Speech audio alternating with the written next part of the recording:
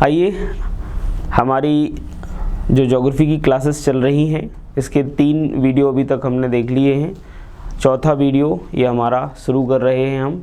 तो सभी बच्चे जल्दी से क्लास से जुड़ जाइए। हमारी कोशिश है कि वर्ष 2024 की जो पीएससी परीक्षा है इसका प्रीलिम्स बेहतर बनाया जाए। मेंस वाला के प्लेटफॉर्म की तरफ से आप सब लोगों को एक कह सकते हैं कि बहुत ही मिनिमम फीस पर मात्र 299 रुपये में आपको इतना अच्छा सुनहरा मौका दिया जा रहा है। तो इस सुनहरे मौके का आप आनंद उठाइए। आपको बहुत सारे सिनॉप्सिस दिए जा रहे हैं, पीडीएफ्स दी जा रही है हिंदी इंग्लिश में, सारे के सारे आपको कहीं ना कहीं कंटेंट प्रोवाइड करवाया जा रहा है। ठीक है, साथ ही साथ अगर आप देखेंगे तो क्लासेस भी आपकी रेगुलर चल रही हैं। तो कोशिश करिए आप कि इतनी मिनिमम फीस में अगर कोई आपको घर बैठे इतनी सेवाएं दे रहा है तो ज़्यादा से ज़्यादा लोग बल्क में जुड़ने की कोशिश करें कि हम कंटिन्यूटी बनाए रखें और 24 का एग्ज़ाम बहुत अच्छे तरीके से, बहुत बेहतर तरीके से दें। ठीक है, तो आज का हमारा जो सेशन है ये भू आकृतियों से ही संबंधित है, लैंडस्फॉर्म से ही संबंधित है। 3 क्लासेस हमने इसमें कर चुके हैं, चौथी क्लास आज हम करने वाले हैं। तो कल की क्लास में हमने जो चीज़ें पढ़ी हुई थी वो हमने अगर देखें हम तो नॉर्थ ईस्ट का जो माउंटेन रीजन है, उत्तर पूर्व का पर्वतीय भाग है, ये हमने कंप्लीट कर लिया है। दूसरा हमने नॉर्थ के जो हमारे ग्रेट प्लेन्स है या उत्तर के जो विशाल मैदान है उनके बारे में हमने उसका एक सेगमेंट देख लिया था। दूसरा सेगमेंट जो है वह जलवायु के आधार पर या क्लाइमेट के आधार पर था, तो उसके बारे में हम चर्चा करने वाले हैं। हालांकि जो नॉर्दर्न प्लेन्स हैं या मैदानों के बारे में सिलेबस में जोड़ा नहीं गया है, तो मैं इसको ब्रीफ में ही बता रहा हूं क्योंकि इसकी विशेष जानकारी मैं आपको मेंस वाले टॉपिक में दूंगा। जब हम मेंस में ज्योग्राफी पढ़ेंगे तो उसका विशेष वहां पर उल्लेख किया जाएगा। आपको एक और जानकारी दे दूं क्योंकि एमपीपीएससी ने क्या किया है कि मेंस में और प्री में थोड़ा सा टॉपिक कुछ चेंज किए हैं। ठीक है, बाकी का ज्योग्राफी सेम है। तो जहाँ प्री का टॉपिक मेंस से रिलेट नहीं कर रहा है, केवल प्री में है, उनको मैं पढ़ाऊँगा, आपको बहुत अच्छे तरीके से पढ़ाऊँगा। और जो टॉपिक नहीं है, इसमें जोड़े नहीं गए हैं और ज्योग्राफी में फिर भी हैं, उनको हम मेंस में ही पढ़ने वाले हैं। ठीक है, तो कुछ टॉपिक ऐसे हैं जो हमारे काम के नहीं है प्री एग्ज़ाम में, तो वो हम स्किप करते हुए या थोड़ी बहुत उनकी जानकारी लेते हुए आगे बढ़ेंगे। ठीक है बेटा, तो आइए शुरू कर लेते हैं। मैदानों में दूसरा भाग जलवायु के आधार पर या क्लाइमेट के बेस पर इसको हम देख सकते हैं। तो जलवायु के आधार पर देख लेते हैं।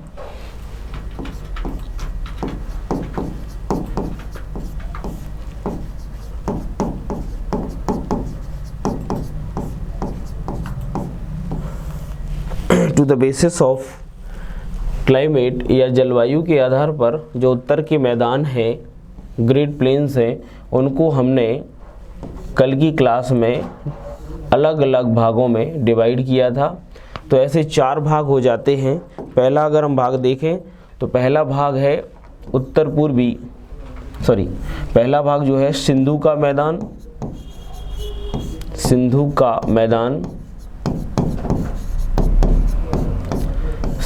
मैदान। इसी को हम एक और नाम से जानते हैं, इसको हम पंजाब का मैदान भी कह देते हैं। तो इसको भी आप याद रखिएगा। ठीक है, इसको हम पंजाब का मैदान भी कह देते हैं। थोड़ी शॉर्ट में ही बताऊंगा इसके बारे में मैं आपको। दूसरा जो मैदान है वो है गंगा का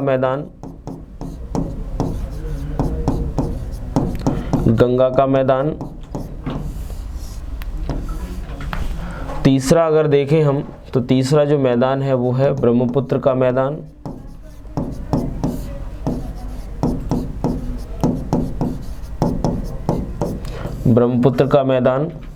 ठीक है, और चौथा जो मैदान होगा वो होगा राजस्थान का मैदान।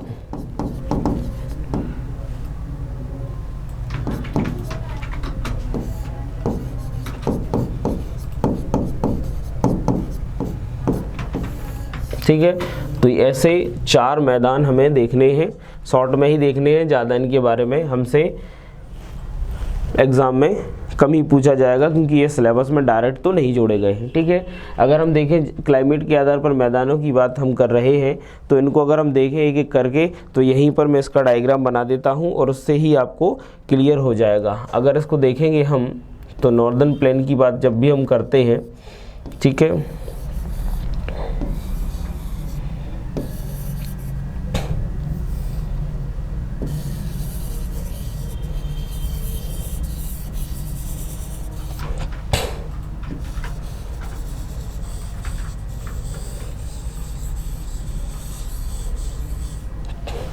ठीक है, तो इस डायग्राम से आप समझ सकते हैं कि कहाँ पर किस तरीके से मैदानों का निर्माण हुआ है।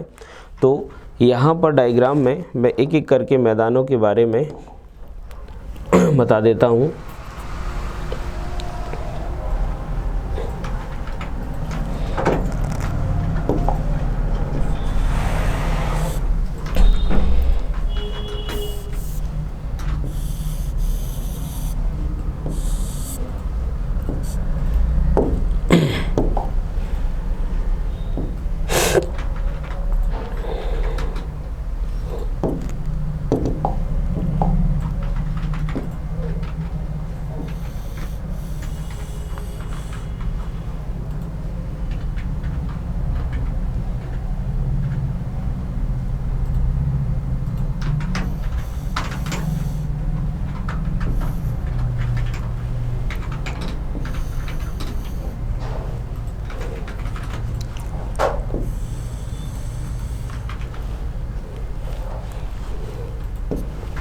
तो यहाँ पर आप देख सकते हैं जो मैदान बनाए गए हैं। यहाँ पर अगर आप देखोगे तो ये सिंधु का मैदान है,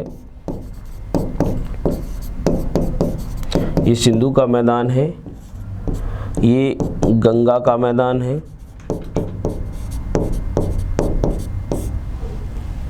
इसके बाद ये राजस्थान का मैदान है और ये ब्रह्मपुत्र का मैदान है। ठीक है, तो इस तरीके से हम क्लासीफाइड कर सकते हैं। अगर आप देखोगे तो ये सिंधु का मैदान, ठीक है, सिंधु प्लेन, ये राजस्थान प्लेन, इसके बाद ये गंगा का प्लेन है, गंगा का मैदान है और ये ब्रह्मपुत्र का मैदान है। तो इस तरीके से अगर हम देखें तो ये सारे के सारे मैदानी भाग हमें दिखाई देते हैं। अब आप इसको थोड़ा सा इस तरीके से भी समझ सकते हैं कि मैदानों का निर्माण कैसे होता है। तो हमें पता है कि जनरली मैदानों का निर्माण कौन करता है, रिवर्स करती है। रिवर अपने साथ सेडिमेंट लाती है और सेडिमेंट का डिपोजिशन करती है, यानी रिवर अपने साथ अवसादों को लाती है और अवसादों के निक्षेपण से क्या करती है, मैदानों का निर्माण करती है। तो चूँकि मैदानों का अगर आप देखोगे तो ज़्यादातर नदियों को ही मैंने यहाँ पर सम्मिलित किया है। देखिए नदियाँ ही मैदान बनाती है। सिंधु का मैदान मतलब सिंधु नदी द्वारा बनाया गया मैदान। वहीं अगर बात करें गंगा का मैदान तो गंगा बनाएगी, ब्रह्मपुत्र नदी बनाएगी और राजस्थान का मैदान जनरली लूनी नदी द्वारा या उसकी सहायक नदियों द्वारा बनाया जाता है। ठीक है, तो इसको राजस्थान के मैदान को हम लूनी का मैदान भी कह देते हैं। क्या कह देते हैं बेटा, लूनी नदी का मैदान भी कह देते हैं, लूनी का मैदान।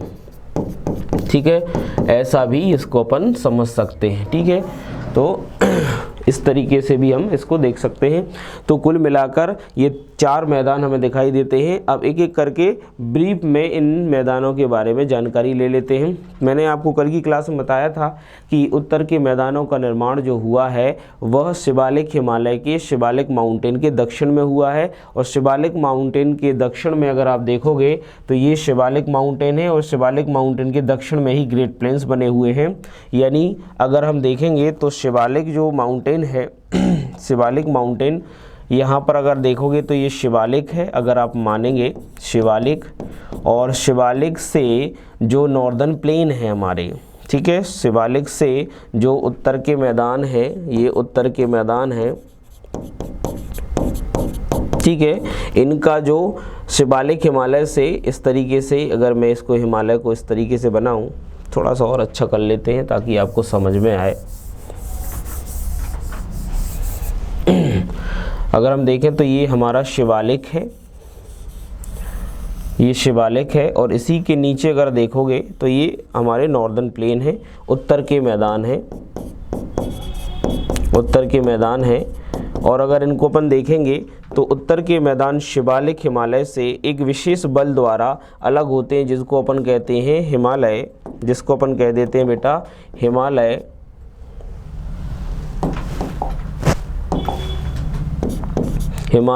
Front fault, Himalaya front fault.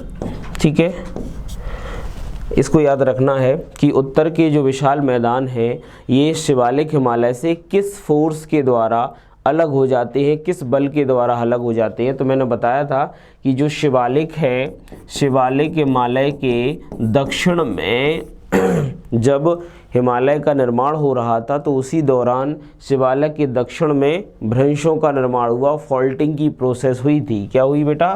Faulting. तो फॉल्टिंग या भ्रंशन की प्रक्रिया के दौरान, फॉल्टिंग या भ्रंशन की प्रक्रिया के दौरान जहां आज उत्तर के मैदान है वहां पहले भ्रंश हुआ करते थे, बड़े बड़े गहरे गहरे गड्ढे हुआ करते थे। उन गहरे गड्ढों में अगर बात करें नदियों द्वारा सेडिमेंट लाया गया, अवसाद लाया गया और उन्हीं अवसादों के निक्षेपण से आज उत्तर के मैदान दिखते हैं।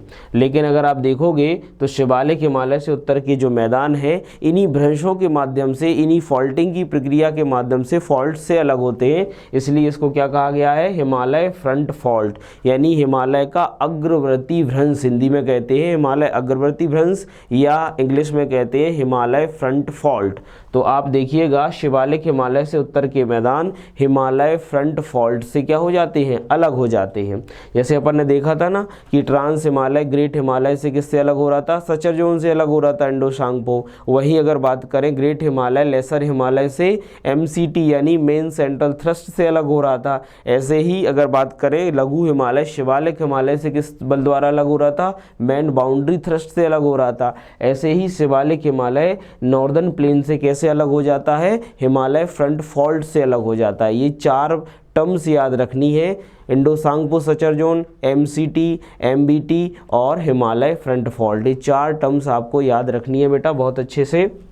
यहाँ पहले भ्रंश हुआ करते थे, सिंधु गंगा ब्रह्मपुत्र नदियों द्वारा क्या लाए गए? अवसाद लाए गए और इन भ्रंशों को भर दिया गया। तो आज हमें यहाँ नॉर्दर्न प्लेन दिखाई देते हैं, याद रखिएगा आपको। तो नॉर्दर्न प्लेन का निर्माण कैसे हुआ है? नॉर्दर्न ग्रेट प्लेन्स का निर्माण हिमालय फ्रंट फॉल्ट की वजह से और बाद में नदियों के सेडिमेंटेशन और डिपोजिशन की प्रोसेस की वजह से इनका निर्माण हुआ है। याद रखिएगा इस बात को अच्छे से, ठीक है। अब हम एक एक करके इन मैदानों के बारे में थोड़ी सी डिस्कशन कर लेते हैं। देखिएगा पहली मैं बात करूं, अगर पहला है सिंधु का मैदान। सिंधु के मैदान से संबंधित कुछ बातें यहाँ पर सीख लेते हैं अपन। सिंधु का मैदान, तो सिंधु का मैदान कौन बनाता है? सिंधु और उसकी सहायक नदियां बनाती हैं। और सिंधु और उसकी सहायक नदियों को हम क्या कहते हैं? पंचनद के नाम से जानते हैं। क्या नाम से जानते हैं बेटा? पंचनद। अब यहाँ पर आपको पता होना चाहिए कि पंचनद में कौन कौन सी नदियाँ शामिल होती हैं, ये आपको बहुत अच्छे से पता होना चाहिए। पंचनद में कौन कौन सी नदियां शामिल होती हैं? तो पंचनद में पहली नदी आती है झेलम। क्या आती है बेटा? झेलम नदी पंचनद का भाग है। दूसरा नदी आती है चिनाव। कौन सी आती है नदी? चिनाव। चिनाव के बाद आती है रावी। कौन सी आती है बेटा? रावी। रावी के बाद आती है सतलज। सतलज के बाद आती है ब्यास। ठीक है, तो ये पंचनद है। और एक नदी कौन सी हो जाती है? सिंधु। कौन सी हो जाती है? सिंधु। तो पंचनद के अंतर्गत 5 नदियां आती हैं और इन्हीं के कारण से पंजाब को पंजाब कहा जाता है। ठीक है, पंचनद के ये किनारे पर स्थित है तो पंजाब कहते हैं। पंचनद सिंधु की सहायक नदियां हैं। अगर बात करें पंचनद जो है वो किसकी सहायक नदियां हैं? पंचनद जो है ट्रिब्यूटरी है, सहायक नदियां हैं सिंधु की। इसलिए हम कहते हैं कि सिंधु और सिंधु की ट्रिब्यूटरी या सहायक नदियों द्वारा जिस मैदान का निर्माण किया जा रहा है वो सिंधु का मैदान है। अब इसमें हमारे एग्जाम में क्या आ सकता है? पंचनद में कौन सी नदी शामिल नहीं है? तो पंचनद में कौन सी नदी शामिल नहीं है? सिंधु नदी शामिल नहीं है, बाकी सारी नदियां शामिल हैं। ठीक है, अब यहाँ पर इम्पोर्टेंट बात यह है कि सिंधु और सिंधु की सहायक नदियों ने चूंकि मैदान का निर्माण किया है तो इस मैदान में बहुत सारे हमें दोआब दिखाई देते हैं। क्या दिखाई देते हैं? इस मैदान में हमें बहुत सारे दोआब दिखाई देते हैं। इंग्लिश में भी इसको दोआब कहते हैं, DOAB, दोआब। तो बहुत सारे दोआब दिखाई देते हैं। अब ये दोआब क्या होते हैं बेटा? तो दोआब मतलब दो नदियों के बीच का ऐसा क्षेत्र जहाँ पर नदियों द्वारा लाए गए सेडिमेंट के डिपोजिशन से वहाँ पर प्लेन्स का निर्माण हुआ है, मैदानों का निर्माण हुआ है। ऐसे मैदानों को हम समप्राय मैदान कहते हैं, पेनी प्लेन कह देते हैं। तो दोआब एक प्रकार के क्या होते हैं? समप्राय मैदान होते हैं। क्या कहते हैं बेटा इनको? समप्राय मैदान होते हैं, या इन्हीं को अपन क्या कह देते हैं? समतल। इनको क्या कह देते हैं हम? समतल मैदानी भाग कह देते हैं, समतल मैदानी भाग कह देते हैं। पैरेलल या कहें हम कि एक प्रकार के समतल ये प्लेन्स है, मैदानी भाग है, दोआब क्षेत्र है, जो कि किसकी दृष्टि से महत्वपूर्ण होते हैं? तो ये कृषि की दृष्टि से, एग्रीकल्चर के अगर हम देखें बेस पर या एग्रीकल्चर के आधार पर ये बहुत ज़्यादा महत्वपूर्ण है। तो कृषि की दृष्टि से, तो अगर देखें हम कृषि की दृष्टि से ये क्या होते हैं बेटा? बहुत ज़्यादा उर्वर होते हैं, उपजाऊ होते हैं। ठीक है, बहुत ज़्यादा ये अगर हम बात करें उर्वर होते हैं, उपजाऊ होते हैं। इनमें बहुत ज़्यादा कृषि कार्य किए जाते हैं, क्योंकि इसमें उपजाऊपन की दृष्टि से अगर देखें तो इनमें क्या पाई जाती है? नदियों द्वारा लाई जाती है एलुवियल सॉइल या जलोढ़ मिट्टी। क्या लाई जाती है? जलोढ़ मिट्टी लाई जाती है। और उस जलोढ़ मिट्टी के में नवीन प्रकार के अवसाद होते हैं जो क्या करते हैं? इस पूरे क्षेत्र को उपजाऊ बनाते हैं। अब हमसे तीसरा प्रश्न पूछा जाता है कि सिंधु के मैदानों में कौन कौन से दोआब बनते हैं? तो सिंधु के मैदानों में प्रमुख दोआबों के नाम कई बार पूछ लिए जाते हैं। तो कौन कौन से दोआब हैं जो सिंधु के मैदान में हमें दिखाई देते हैं? तो सिंधु के मैदान के दोआबों को कई नामों से जाना जाता है, याद रखिएगा। पहला अगर देखेंगे तो पहला दोआब बनाता है सिंधु। पहला दोआब किस किस के मध्य? सिंधु और झेलम के मध्य है। सिंधु और झेलम के मध्य, सिंधु और झेलम के मध्य फर्स्ट दोआब बनता है। इस दोआब को क्या कहते हैं बेटा? इसको कहते हैं हम सिंधु सागर दोआब। क्या कहते हैं? सिंधु सागर दोआब। याद रखिएगा, सिंधु सागर दोआब पूछा जाएगा आपसे कि सिंधु सागर दोआब किन दो नदियों के मध्य बनता है? तो आपको बताना है कि सिंधु सागर दोआब सिंधु और झेलम नदी के मध्य बनता है। ये बिल्कुल याद रखिएगा, बिल्कुल क्वेश्चन पूछा जा सकता है आपसे। ठीक है, इसके बाद अपन देख लेते हैं दूसरा दोआब जो बनता है वो किन नदियों के मध्य है? तो सिंधु सागर दोआब के बाद एक और दोआब बनता है जो बनता है बेटा झेलम और चिनाव के मध्य। किसके मध्य बनता है? झेलम और चिनाव के मध्य। इनको याद रखने की एक अभी मैं ट्रिक बता दूंगा, बिल्कुल अच्छे से याद हो जाएगा। ठीक है, तो झेलम और चिनाव के मध्य का दोआब क्या कहलाता है? झेलम और मध्य के बीच का जो दोआब है बेटा उसको हम कहते हैं चाज दोआब। क्या कहते हैं बेटा? चाज, या इसी को ऐसा भी लिखा जाता है चाज। तो चाज या चाज दोआब। ठीक है, इसको चाज दोआब कह देते हैं, ये भी आपको याद रखना है। ठीक है, तो दूसरा दोआब हो जाता है जो झेलम और चिनाव के मध्य बनता है। झेलम और चिनाव के मध्य के दोआब को क्या कहते हैं? चाज दोआब। तीसरा दोआब देख लेते हैं बेटा। तीसरा जो दोआब है वो बनता है चिनाव और रावी नदी के मध्य बनता है। चिनाव और रावी के मध्य बनता है। चिनाव और रावी नदी के मध्य बनता है। उस दोआब को हम कहते हैं रचना दोआब। क्या कहते हैं? रचना दोआब कहते हैं। ये आपको याद रखना है, रचना दोआब कहते हैं। चिनाव और रावी के मध्य के दोआब का नाम क्या है? रचना दोआब नाम है। चिनाव और रावी के मध्य के दोआब को हम रचना दोआब कह देते हैं। तीन दोआब देख लिए हमने, इसके बाद चौथा दोआब देख लेते हैं। ठीक है, चौथा देख लेते हैं क्या है? रावी। अब बचा हुआ है रावी और ब्यास के मध्य देख लेते हैं। रावी और ब्यास के मध्य के दोआब को क्या कहते हैं? तो रावी और ब्यास के मध्य के दोआब को हम कहते हैं अगर बात करें तो बारी दोआब। क्या कहते हैं? बारी दोआब कहते हैं। बारी दोआब कह देते हैं। बारी दोआब, ठीक है, इसको याद रखिएगा, बारी दोआब है। और एक और दोआब बनता है, 5 टोटल दोआब बन रहे हैं। अब बनेगा ब्यास और सतलज नदी के मध्य, किसके मध्य, ब्यास और सतलज नदी के मध्य बनेगा, और ब्यास और सतलज नदी के मध्य जो दोआब बनता है उसको क्या कहते हैं, उसको कहते हैं बेटा हम विष्ट दोआब। क्या कहते हैं, विष्ट दोआब कहते हैं, याद रखिएगा, उसको हम विष्ट दोआब कहते हैं।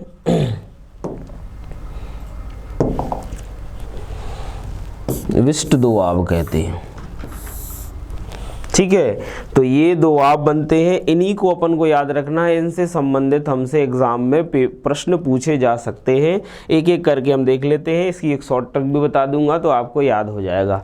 जैसे देखिएगा कि आपसे पूछा जाए सिंधु और झेलम के मध्य कौन सा दोआब है, सिंधु सागर दोआब। तो इसको याद रखने की ट्रिक क्या भैया, सिंधु जुड़ा हुआ है तो सिंधु नदी है ना, और सिंधु के जस्ट बिल्कुल पास की कौन सी नदी है, सिंधु के दक्षिण में देखोगे तो झेलम नदी है। झेलम नदी का अगर देखेंगे तो झेलम नदी और सिंधु नदी बिल्कुल पास पास ही है, तो सिंधु के बिल्कुल दक्षिण में झेलम आती है, ठीक है। तो सिंधु के दक्षिण चूंकि झेलम है इसलिए सिंधु सागर दोआब है, आप याद करिएगा।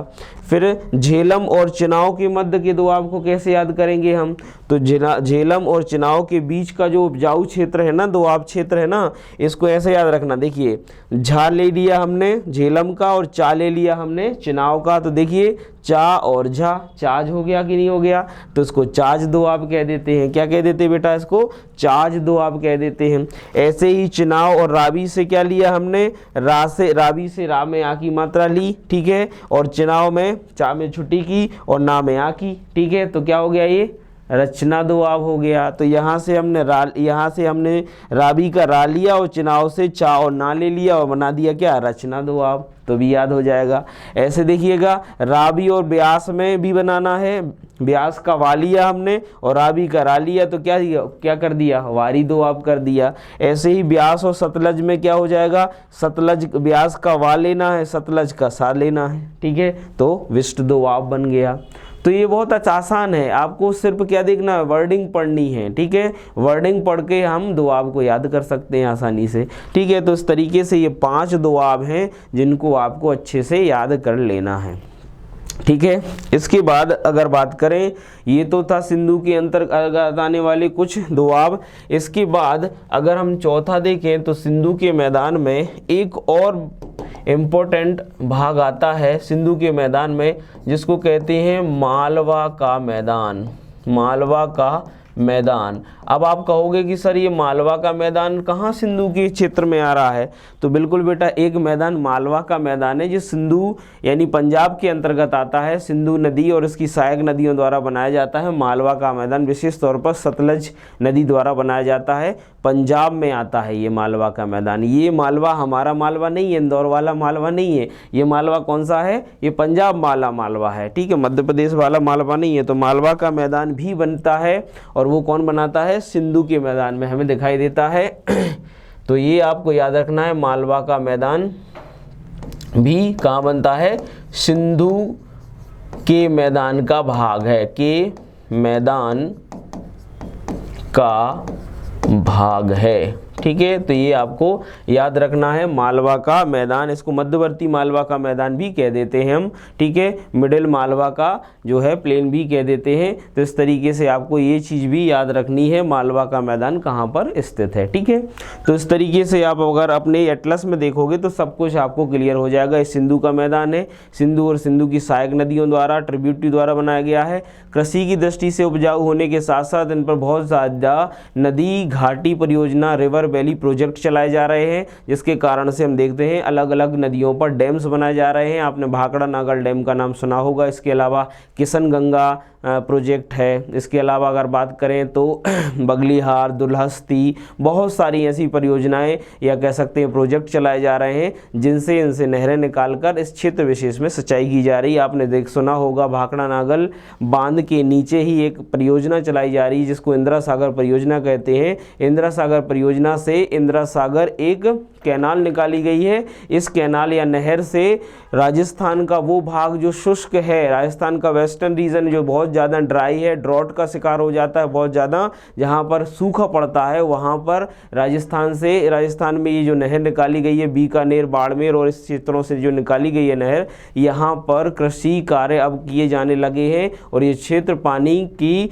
पहुँच से युक्त हो गया है, संपन्न हो गया है। क्यों? इंदिरा सागर नहर, भारत की सबसे लंबी नहरों में से एक है इंदिरा सागर नहर। ठीक है, तो इस तरीके से एक यहाँ पर अगर बात करें नहर निकालकर या इस तरीके से कुछ रिवर वैली प्रोजेक्ट करके इस पूरे क्षेत्र में नदियों का उपयोग किया गया है। और साथ ही साथ कृषि की अगर हम बात करें, कृषि के पॉइंट ऑफ व्यू से देखें तो ये भी बहुत ज़्यादा इंपॉर्टेंट हो जाता है। तो सिंधु का मैदान या सिंधु के मैदान में इतनी जानकारी आप याद रखिएगा, आपके पेपर में पूछी जा सकती है। इसके बाद हम देख लेते हैं नेक्स्ट गंगा का मैदान। गंगा के मैदान के बारे में देख लेते हैं।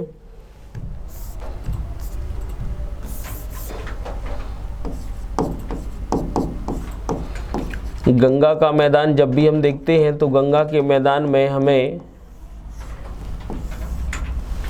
गंगा और गंगा की सहायक नदियों द्वारा निर्मित किया गया ये मैदान है। गंगा का मैदान मुख्य तौर पर 3 भागों में डिवाइड किया जाता है। गंगा के मैदान को हम 3 पार्ट में डिवाइड करते हैं। एक आता है अपर गंगा प्लेन या ऊपरी गंगा का मैदान,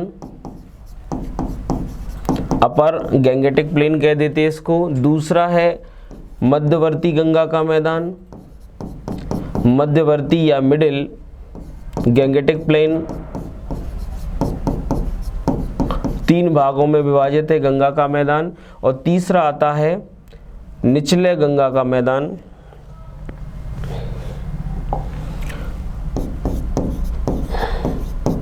निचला गंगा का मैदान, ये इसका तीसरा भाग है, लोअर गैंगेटिक प्लेन।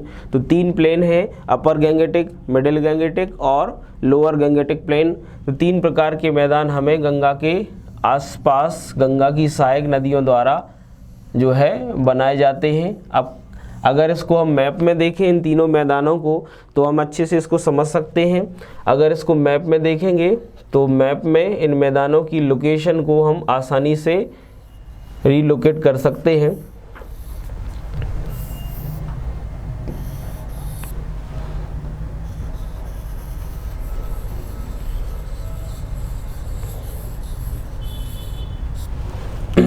यहाँ पर देखिएगा गंगा के मैदानों को अगर हमें देखना है तो 3 प्रकार के मैदान यहाँ पर दिखाई दे रहे हैं। गंगा का उद्गम कहाँ से होता है बेटा? सभी लोग बताएंगे कहाँ से निकलती है गंगा। तो गंगा का उद्गम आप सभी लोगों को बताना है कहाँ से होता है। गंगा का जो उद्गम होता है वो गंगोत्री से होता है। तो इस तरीके से ये 3 मैदान आप देख पा रहे होंगे। पहला मैदान ये वाला देखो आप, दूसरा ये मैदान है,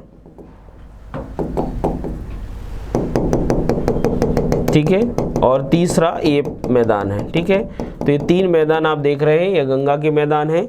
ठीक है, अगर इसको अपन देखें तो ये वाला जो है वो अपर वाला है, ये वाला मैदान है जो मिडिल है, और ये वाला जो मैदान है वो लोअर है। ठीक है, तो 3 मैदान है, ऊपरी गंगा का मैदान, मध्यवर्ती गंगा का मैदान और लोअर गंगा का मैदान। ठीक है, 3 मैदान हमें दिखाई देते हैं। ये तीनों के 3 मैदान गंगा और गंगा की बहुत सारी सहायक नदियां जो मिलकर बनाती हैं। गंगा के मैदान को गंगा यमुना दोआब के नाम से जाना जाता है, या हम ऐसा कह सकते हैं कि एक शब्द आपने हिस्ट्री में कई बार पढ़ा होगा, दोआब क्षेत्र में कर वृद्धि करी थी MBT ने, करी थी कि नहीं करी थी? मोहम्मद अगर बात करें, सॉरी क्या बोलते हैं, MBT जो रहा था हमारा, ठीक है, तो हमारे MBT द्वारा या अगर कहें कि तुगलक के द्वारा क्या की गई थी, कर वृद्धि की गई थी। और इस कर वृद्धि के माध्यम से उसने दोआब क्षेत्र में करों को इंक्रीज कर दिया था, टैक्सेस को बढ़ा दिया था। तो ये दोआब क्षेत्र कहाँ से आया है निकलकर? ये दोआब है गंगा और यमुना के बीच का इलाका, जो बड़ा ही कृषि की दृष्टि से उपजाऊ माना जाता है, या हम कहें आज की दृष्टि से तो ये गंगा का मैदान है, गैंगेटिक प्लेन है, जो कि गंगा यमुना दोआब या दोआब क्षेत्र कहलाता है, जिसमें गंगा और गंगा की बहुत सारी सहायक नदियां जो हैं वो बहुत सारे ऐसे छोटे छोटे दोआब बनाती हैं और कई मैदानों का निर्माण करती हैं। इन मैदानों में 3 प्रकार के मैदान हैं, ऊपरी गंगा, मध्यवर्ती गंगा और निचले गंगा का मैदान। अगर मैं एक एक को क्लासीफाइड करूं तो ऊपरी गंगा के मैदान जो है, ऊपरी गंगा का जो मैदान है, इस मैदान के अंतर्गत 3 भाग शामिल किए जाते हैं। कौन कौन से भाग हैं? ऊपरी गंगा के मैदान को हम कहते हैं यमुना, इसमें एक आता है गंगा यमुना दोआब, गंगा यमुना, इसमें गंगा यमुना का दोआब क्षेत्र आता है, ठीक है। दूसरा आता है बेटा रोहेलखंड का मैदान, ये याद रखना है आपको, पूछ लिया जाएगा रोहेलखंड का मैदान किस गंगा के किस मैदान का भाग है, तो रोहेलखंड का जो मैदान आता है वो गंगा के ऊपरी गंगा के मैदान का भाग है। और तीसरा आता है, उसको कहते बेटा अवध का मैदान, क्या कहते हैं? अवध का मैदान। तो ऊपरी गंगा के मैदान में 3 भाग आते हैं, रोहेलखंड का मैदान, अवध का मैदान और गंगा यमुना दोआब। तो ये याद रखना है, ये तीनों के तीनों भाग ऊपरी गंगा के मैदान के हैं। ब्रीफ में बता रहा हूँ, इनको आगे चलकर मेंस की क्लास में हम बहुत अच्छे से समझने वाले हैं, ठीक है। दूसरा आता है बेटा मध्यवर्ती गंगा का मैदान, मध्यवर्ती, अभी फिर नाम बस समझो आप, मध्यवर्ती गैंगेटिक प्लेन या मध्यवर्ती गंगा का मैदान।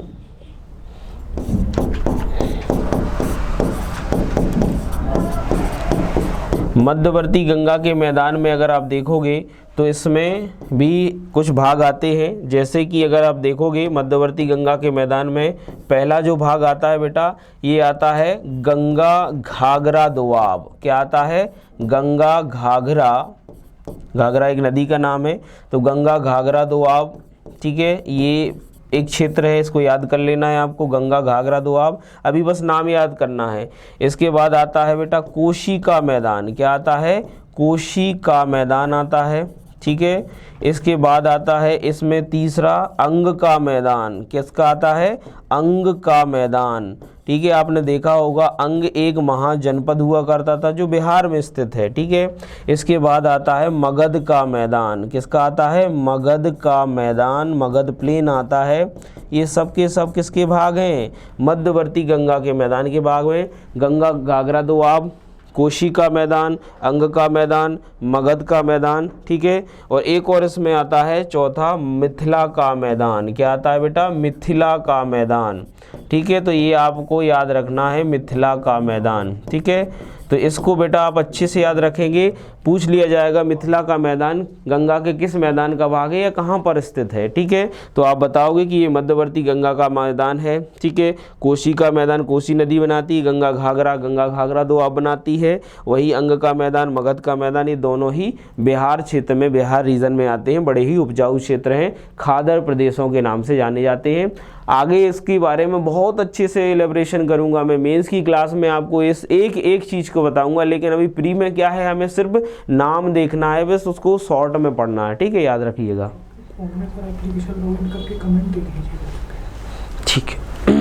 ठीक है बेटा, तो इसको एक बार पढ़ो आप, तब तक मैं आप लोगों के कमेंट भी देख लेता हूँ। आप लोग बहुत प्यारे प्यारे कमेंट करते हैं, तो उसका आंसर भी दूंगा मैं।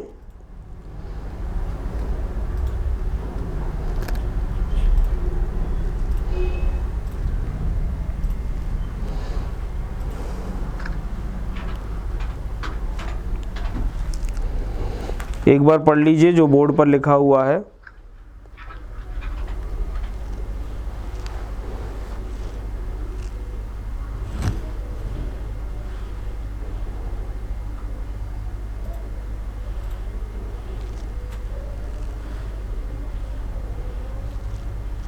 किसी को कोई डाउट है तो क्लास में पूछ भी सकते हैं, कोई दिक्कत नहीं है, मैं भी आपके कमेंट का उत्तर देने का प्रयास करूंगा।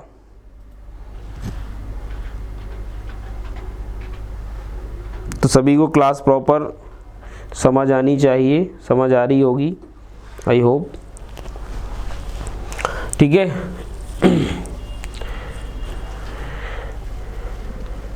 तो यहाँ पर अगर हम देखेंगे तो 3 मैदान के भाग हैं, 2 हमने पढ़ ली, ऊपरी गंगा का मैदान, मध्यवर्ती गंगा का मैदान और तीसरे गंगा का मैदान है जिसको कहते हैं निचले गंगा का मैदान। इसको भी देख लेते हैं।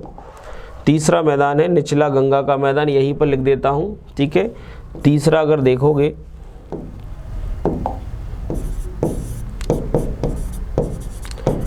निचला गैंगेटिक प्लेन या लोअर गैंगेटिक प्लेन भी कह देते हैं, गंगा का मैदान।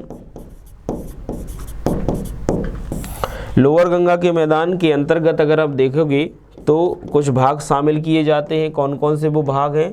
तो इसके अंतर्गत आता है बेटा, अगर देखोगे तो इसमें आता है एक मैदान, उसको कहते हैं राढ़ का मैदान। क्या कहते हैं? राढ़ का मैदान। इसको याद रखना है। राढ़ का मैदान जो है वो वेस्ट बंगाल में आता है, पश्चिम बंगाल में आता है, पश्चिम बंगाल और झारखंड के क्षेत्र में। तो इसको पश्चिम बंगाल और झारखंड लिख लीजिएगा। पश्चिम बंगाल और झारखंड के अंतर्गत ये राढ़ का मैदान आता है।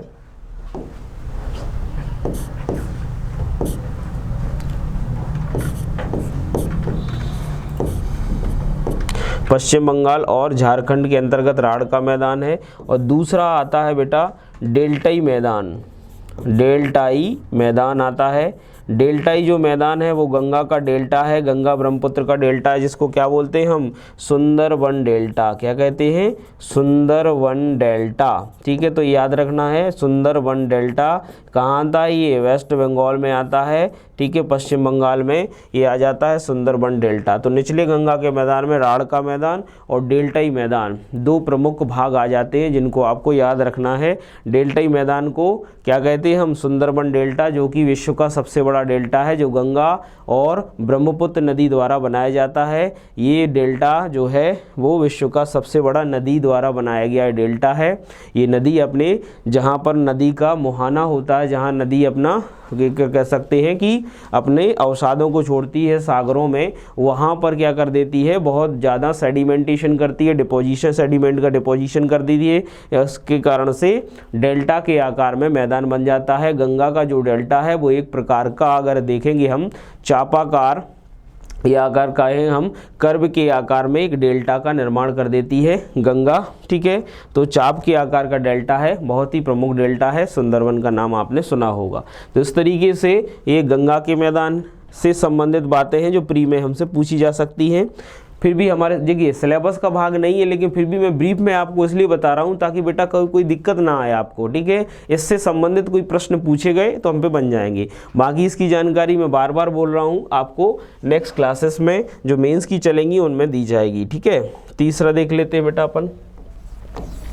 तीसरा हमारा भाग है ब्रह्मपुत्र का मैदान। ब्रह्मपुत्र का मैदान।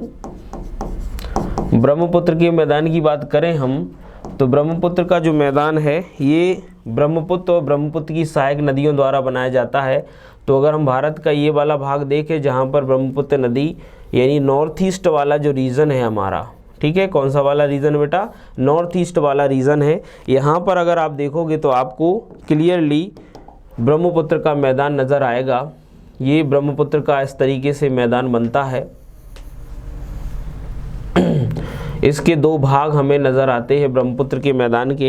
एक भाग जो ब्रह्मपुत्र का है, ये भाग अगर देखोगे आप, ये ब्रह्मपुत्र का एक भाग है, ठीक है, और दूसरा भाग है इसके जस्ट ऊपर। ठीक है, तो इस तरीके से मैं दूसरे कलर से इसको प्रॉपर डिज़ाइन कर देता हूँ ताकि आपको समझ में आए। ठीक है, अगर आप देखोगे इसमें तो ये वाला जो भाग है, ये वाला भाग है, इसको कहते हैं हम ऊपरी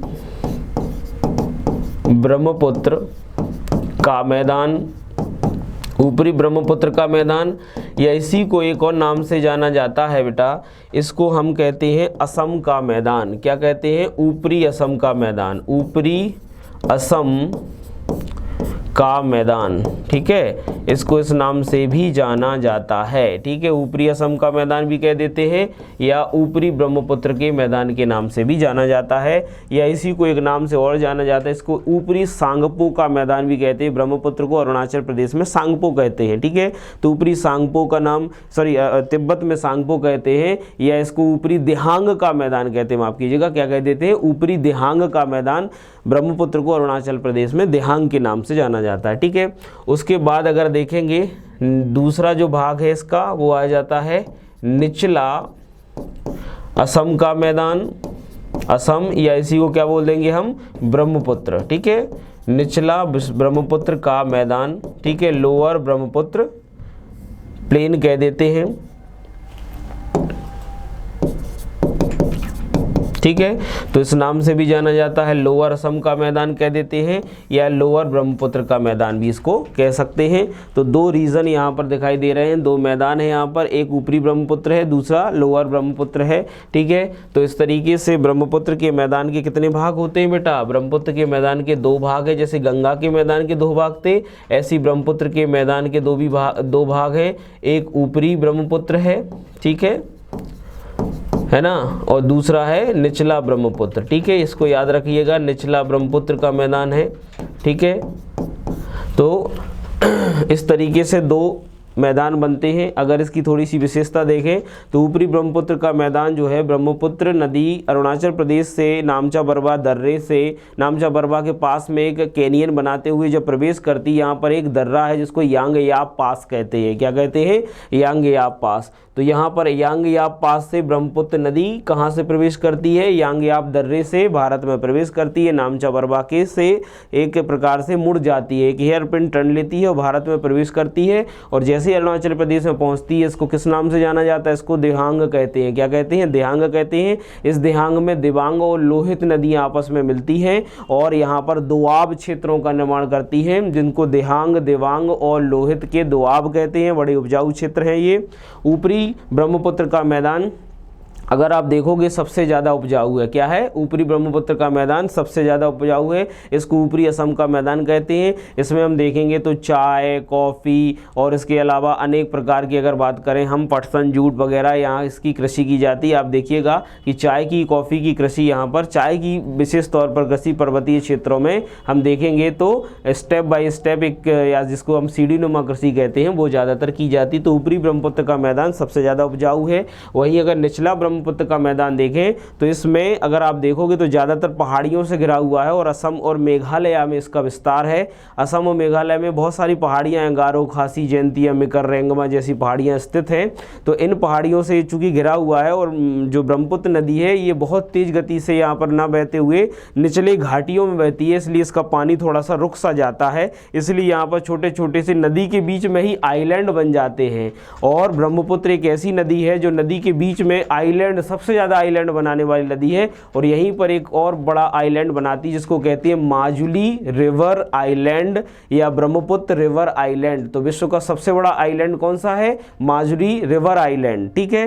तो कोई रिवर द्वारा बनाया गया एक आइलैंड है जो कि कहाँ पर मिलता है हमें, वो हमें निचले गंगा के मैदान में देखने को मिलता है। कौन बनाता है, ब्रह्मपुत्र बनाती है। वो विश्व का सबसे बड़ा नदी द्वीप है, रिवर आइलैंड है, याद रखना, माजुली है, जो निचले गंगा के मैदान में निर्मित हो जाता है। ये इसलिए निर्मित हो जाता है क्योंकि रिवर का जो फ्लो है वो थोड़ा सा क्या हो जाता है, कम हो जाता है, क्योंकि वो घाटियों में बहने लगती है, इसलिए उतना ज़्यादा फ्लो नहीं हो पाता। और फिर मैदानों में आकर धीरे धीरे उसके पानी में क्या हो जाता है, सेडिमेंटेशन ज़्यादा होने के कारण ये एक प्रकार से हम कह सकते हैं कि आइलैंड का निर्माण हो जाता है। तो निचले गंगा का मैदान, निचले ब्रह्मपुत्र का मैदान उतना उपजाऊ या उतना ज़्यादा कृषि की दृष्टि से महत्वपूर्ण नहीं है, क्योंकि यह जल भराव देखने को मिलता है जितना ऊपरी ब्रह्मपुत्र का मैदान है। तो ये चीज़ भी आप याद रखिएगा। बिल्कुल ब्रीफ में बताइए मैंने, बिल्कुल शॉर्ट में बताइए। इसकी अधिक जानकारी आपको आगे की क्लासेस में, मेंस की क्लासेस में मिलने वाली है।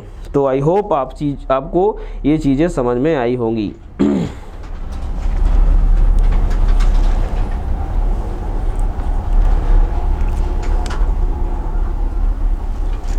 बेटा देखिए दोआब के बारे में जो आप मेंस की बात कर रहे हैं, ये मेंस की क्लास में आपको प्रॉपर बताया जाएगा, ठीक है। दोआब क्या होते हैं, किस तरीके से इनका फॉर्मेशन होता है, कैसे आप मेंस में 2 मार्कर में अगर क्वेश्चन पूछे जाएंगे तो उसमें आप किस तरीके से लिखेंगे, ये सब मेंस की क्लासेस में बताया जाएगा।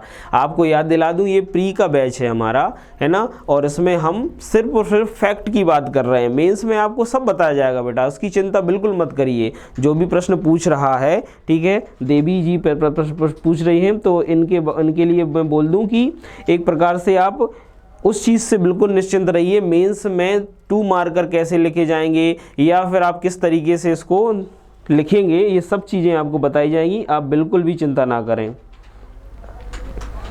देखो बेटा टेस्ट सीरीज़ के बारे में सर आपको बता देंगे, कोई दिक्कत नहीं है, और बाकी सारे चीज़ें आपको क्लियर हो जाएंगी, बाकी आप चिंता मत करिए, ठीक है।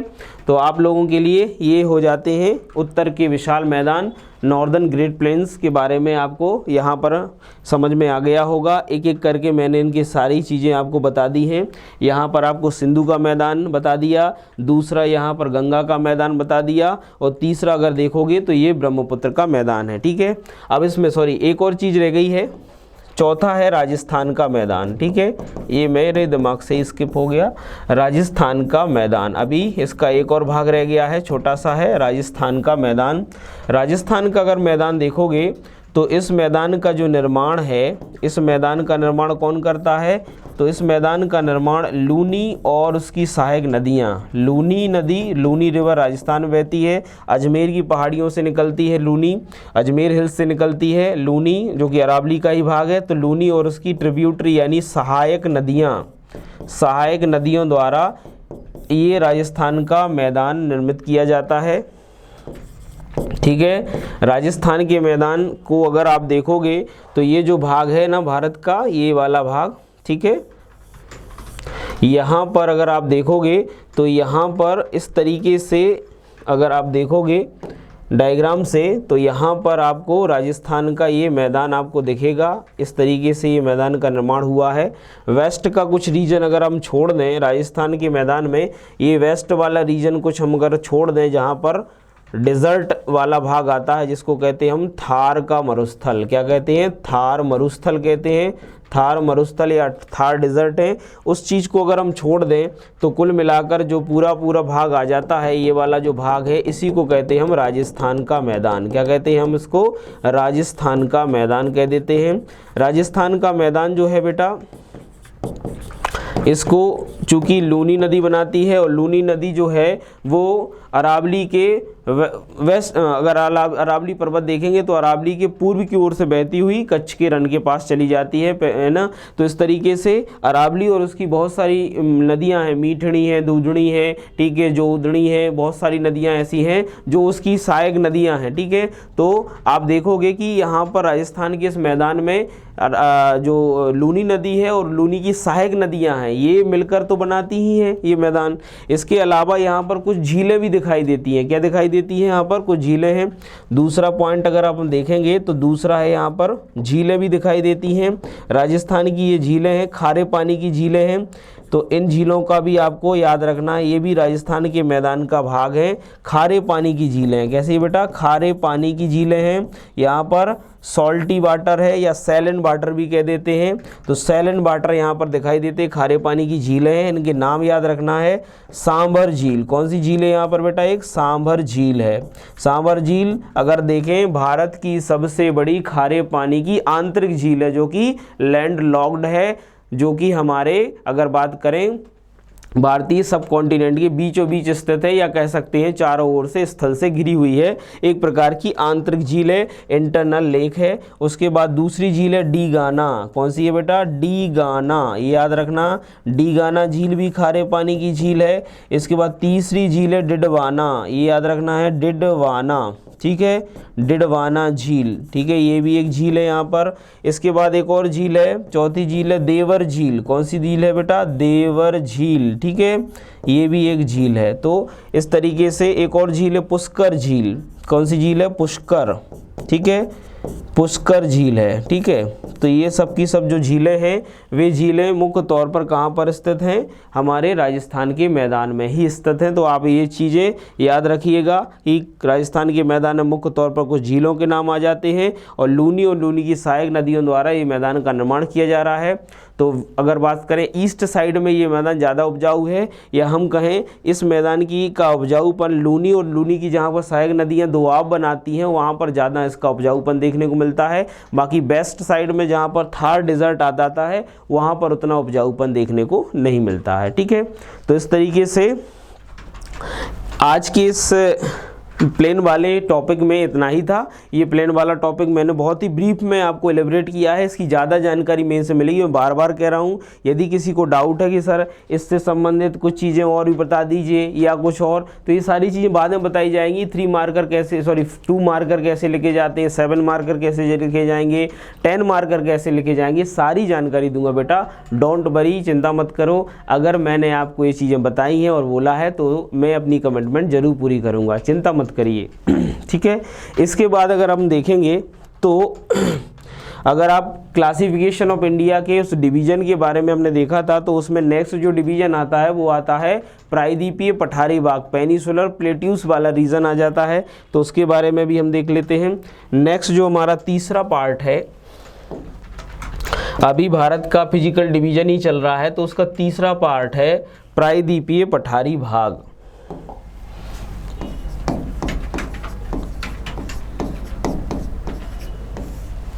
प्रायद्वीपीय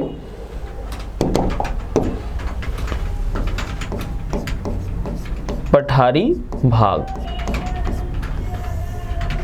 अब हम इसकी चर्चा कर लेते हैं। प्रायद्वीपीय पठारी भाग की देख लेते हैं, डिस्कशन कर लेते हैं। तो प्रायद्वीपीय पठारी भाग की जब भी हम चर्चा करते हैं तो इसके अंतर्गत भी बहुत सारे पार्ट्स हैं। प्रायद्वीपीय पठारी भाग क्या है, तो पहले हम इसका क्लासिफिकेशन कर लेते हैं, फिर डायग्राम से इसको समझ लेंगे। तो प्रायद्वीपीय पठारी भाग को अगर हम देखेंगे तो प्रायद्वीपीय पठारी भाग में या पेनिसुलर प्लेट्यूस रीजन के अंतर्गत हमें बेसिकली 3 भाग दिखाई देते हैं। पहला जो भाग है उसको कहते हैं हम मध्य उच्च भूमियाँ। क्या कहते हैं? मध्य उच्च भूमियाँ, यानी इसको इंग्लिश में कहते हैं मिडिल सेंट्रल हाईलैंड्स, या सामान्य तौर पर छोटे रूप में सेंट्रल हाईलैंड्स के रूप में भी जाना जाता है। तो मध्य उच्च भूमियाँ या मिडिल सेंट्रल हाईलैंड्स हैं ये, ठीक है, उच्च भूमियाँ हैं। उसके बाद दूसरा जो आता है बेटा इसका भाग, वो आता है दक्कन का पठार। क्या आता है बेटा? दक्कन का पठार, ठीक है, दक्कन का पठार, ठीक है। डेक्कन प्लेट्यूस आता है। तीसरा जो आता है वो आता है ईस्टर्न प्लेट्यू या पूर्वी पठार, ईस्टर्न प्लेट्यू या पूर्वी पठार, ठीक है, इसका भाग आ जाता है। तो अब इसमें अगर हम देखेंगे तो मध्य उच्च भूमियों के अंतर्गत इसको हम जब और इसका क्लासिफिकेशन करेंगे तो मध्य उच्च भूमियों को भी बेटा 2 टाइप में डिवाइड किया जाता है। मध्य उच्च भूमि का पहला टाइप है ऊपरी उच्च भूमि,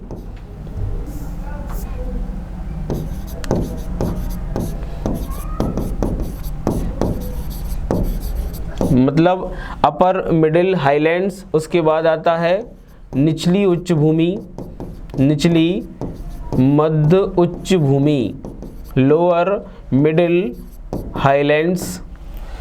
ये 2 भाग इसके हैं।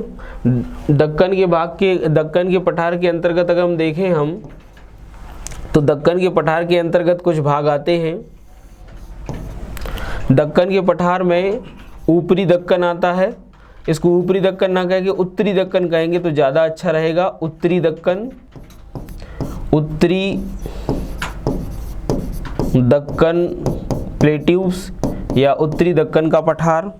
दूसरा इसका भाग है बेटा दक्षिणी दक्कन का पठार, दक्षिणी दक्कन प्लेट्यू या दक्षिणी दक्कन का पठार। सदर्न प्लेट्यूब्स और डेक्कन इसको कह देते हैं। और तीसरा इसका भाग है बेटा घाट सेक्शन आते हैं, घाट्स, ठीक है, जिनको इंग्लिश में भी घाट ही कहते हैं। घाट वाले सेक्शन में दो रीजन आते हैं, वेस्टर्न घाट और ईस्टर्न घाट, यानी पश्चिमी घाट आता है, ठीक है, और दूसरा आता है पूर्वी घाट। ये याद रखना है आपको कि दक्कन के पठार के अंतर्गत उत्तरी दक्कन का पठार, दक्षिणी दक्कन का पठार और घाट सेक्शन आता है। घाट रीजन में वेस्टर्न घाट और ईस्टर्न घाट आते हैं। इसके बाद अगर हम बात करें पूर्वी पठार में, तो पूर्वी पठार के अगर यहाँ पर रीजन देखें कौन कौन से भाग आते हैं इसमें, तो पूर्वी पठार को मैं इस तरीके से थोड़ा सा आगे लिख देता हूँ ताकि जगह की दिक्कत ना रहे, ठीक है। यहाँ देख लेते हैं, तो पूर्वी पठार, ईस्टर्न प्लेट्यूब्स के अंतर्गत 3 भाग आते हैं बेटा। एक आता है छोटा नागपुर का पठार, छोटा नागपुर का पठार। ये क्लासिफिकेशन ही याद रखना है आपको बेटा, है ना। तो छोटा नागपुर प्लेट्यू आता है। इसके बाद आता है बेटा, इसके बाद आ जाता है उड़ीसा हाईलैंड्स, उड़ीसा उच्च भूमि, उड़ीसा हाईलैंड्स आ जाता है, उड़ीसा उच्च भूमियाँ, ठीक है। उसके बाद मेघालय का पठार, मेघालय या इसी को हम शिलोंग भी कहते हैं, शिलोंग का पठार, शिलोंग प्लेट्यू, ठीक है। तो इस तरीके से प्रायद्वीपीय पठारी भाग के अंतर्गत ये सारे पार्ट्स आते हैं। एक एक करके ये पार्ट्स अच्छे से देख लीजिए, क्योंकि हमसे सीधा प्रश्न पूछा जाना है। क्या? क्योंकि देखिए प्लेट्यूब्स जोड़ा गया है। इंडिया में प्लेट्यूब्स कहाँ पे सबसे ज़्यादा हैं? अगर आप देखोगे भारत का रीजन, तो नॉर्दर्न रीजन तो कौन सा है हमारा, ज़्यादातर माउंटेन रीजन है, या फिर अगर बात करें मैदानी भाग है, ग्रेट प्लेन्स वाला है। लेकिन जो सदर्न रीजन है, जो कि गोंडवाना लैंड का भाग था, अभी मैं डायग्राम से बताऊंगा, गोंडवाना लैंड का भाग था, इसमें हमें सेंट्रल हाईलैंड्स के बाद जो भाग दिखाई देता है दक्षिण में, जो कि हमारा प्रायद्वीपीय भारत वाला पेनिसुलर इंडिया वाला भाग है, ये पूरा का पूरा प्लेट्यूब्स है, गोंडवाना लैंड है। तो हमसे यहीं से प्रश्न पूछे जाने हैं, प्री परीक्षा में हमसे यहीं से प्रश्न पूछे जाने हैं। तो आपको इस चीज को बिल्कुल अच्छे से याद रखना है कि कौन से हाईलैंड्स के अंतर्गत भाग आते हैं, कौन से डेक्कन प्लेट्यूब्स के अंतर्गत भाग आते हैं, कौन से ईस्टर्न प्लेट्यूब्स के अंतर्गत भाग आते हैं। ये आपको बहुत अच्छे से पता होना चाहिए, इसमें कोई गलती नहीं होनी चाहिए, ठीक है। तो प्रायद्वीपीय पठारी भाग में मध्य उच्च भूमियाँ, दक्कन का पठार और पूर्वी पठार, ये 3 भाग हैं। इनको हम डायग्राम से भी देख लेते हैं तो और अच्छे से हमें क्लियर हो जाएगा। देखिएगा, एक अच्छा प्यारा सा डायग्राम मैं बना देता हूँ यहाँ पर, आप लोग बिल्कुल खुश हो जाएंगे, ठीक है। यहाँ पर देखिएगा,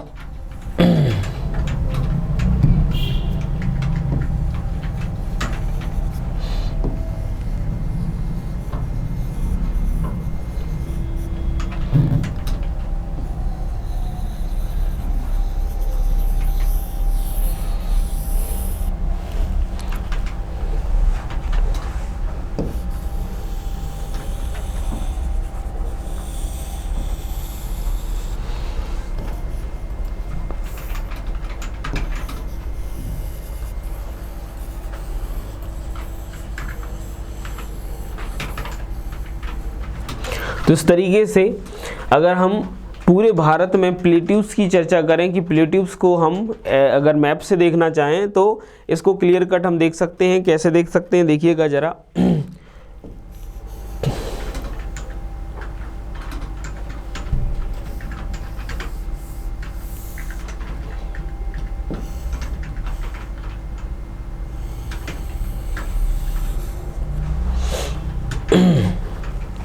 तो यहाँ पर देखिए,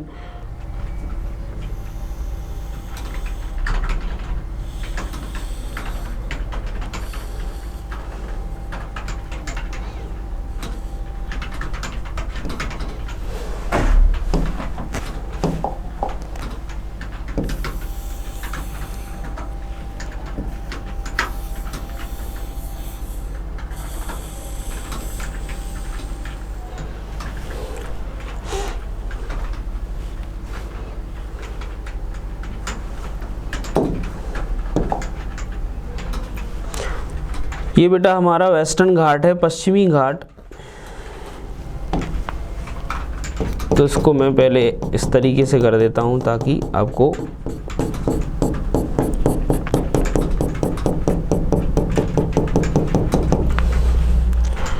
ये पूर्वी घाट,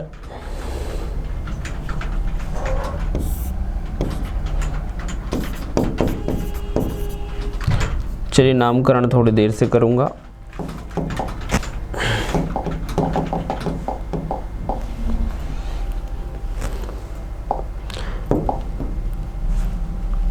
इसके बाद देखेंगे हम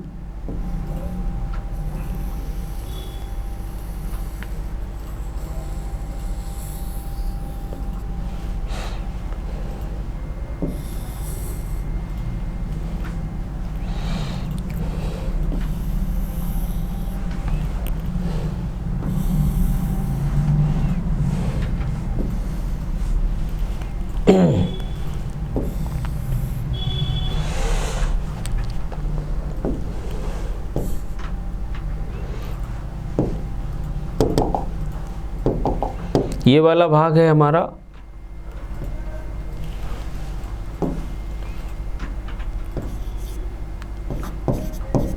ऊपरी मध्य उच्च भूमि, ठीक है। ये है हमारा निचली मध्य उच्च भूमि, ठीक है। दो भाग हो गए सेंट्रल हाईलैंड्स के। इसके बाद है ये हमारा उत्तरी दक्कन, उत्तरी दक्कन, और ये है दक्षिणी दक्कन।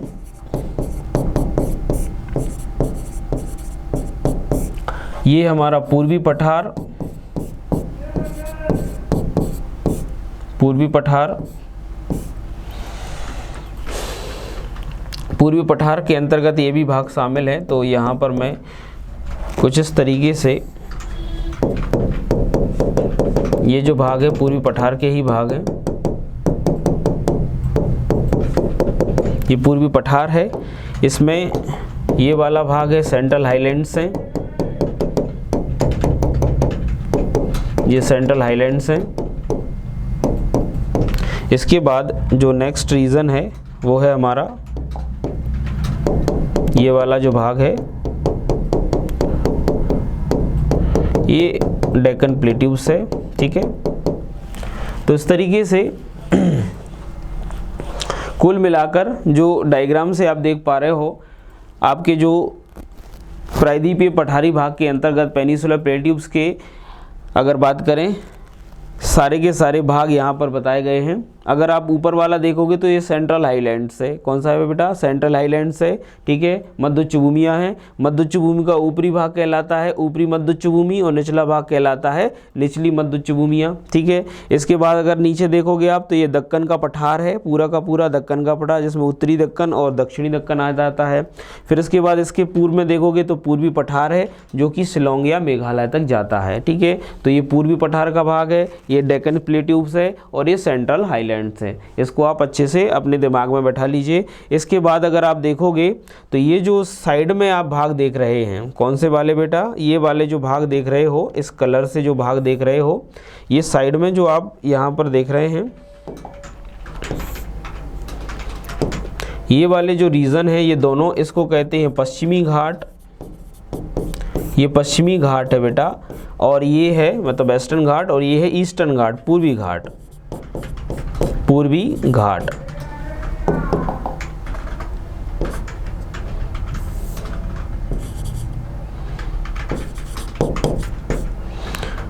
तो इस तरीके से संपूर्ण जितना भी कंप्लीट पेनिसुलर वाला भाग है, ये पूरे डायग्राम में आपको अच्छे से दिखाई दे रहा है। इसका एक बार आप स्क्रीनशॉट ले सकते हैं, अच्छे से इसको देख लीजिए ताकि कोई भी डाउट ना रहे कहाँ पर कौन सा भाग है, इसका आपको अच्छे से अनुमान रहे, इसको आप अच्छे से लिख सकें, ठीक है। अब हम एक एक करके इसको देख लेते हैं ताकि कोई भी डाउट ना रहे। इसमें से प्री परीक्षा में हमसे कैसे प्रश्न पूछे जाएंगे उसके बारे में देख लेते हैं। तो ये मैंने क्लासिफिकेशन कर दिया है। अब हम सेंट्रल हाईलैंड्स और उससे संबंधित कुछ विशेषताओं के बारे में समझ लेते हैं। सबसे पहले देख लेते हैं हम मध्य उच्च भूमियाँ। मध्य उच्च भूमि की बात कर लेते हैं। आइए, पहला हमारा जो भाग है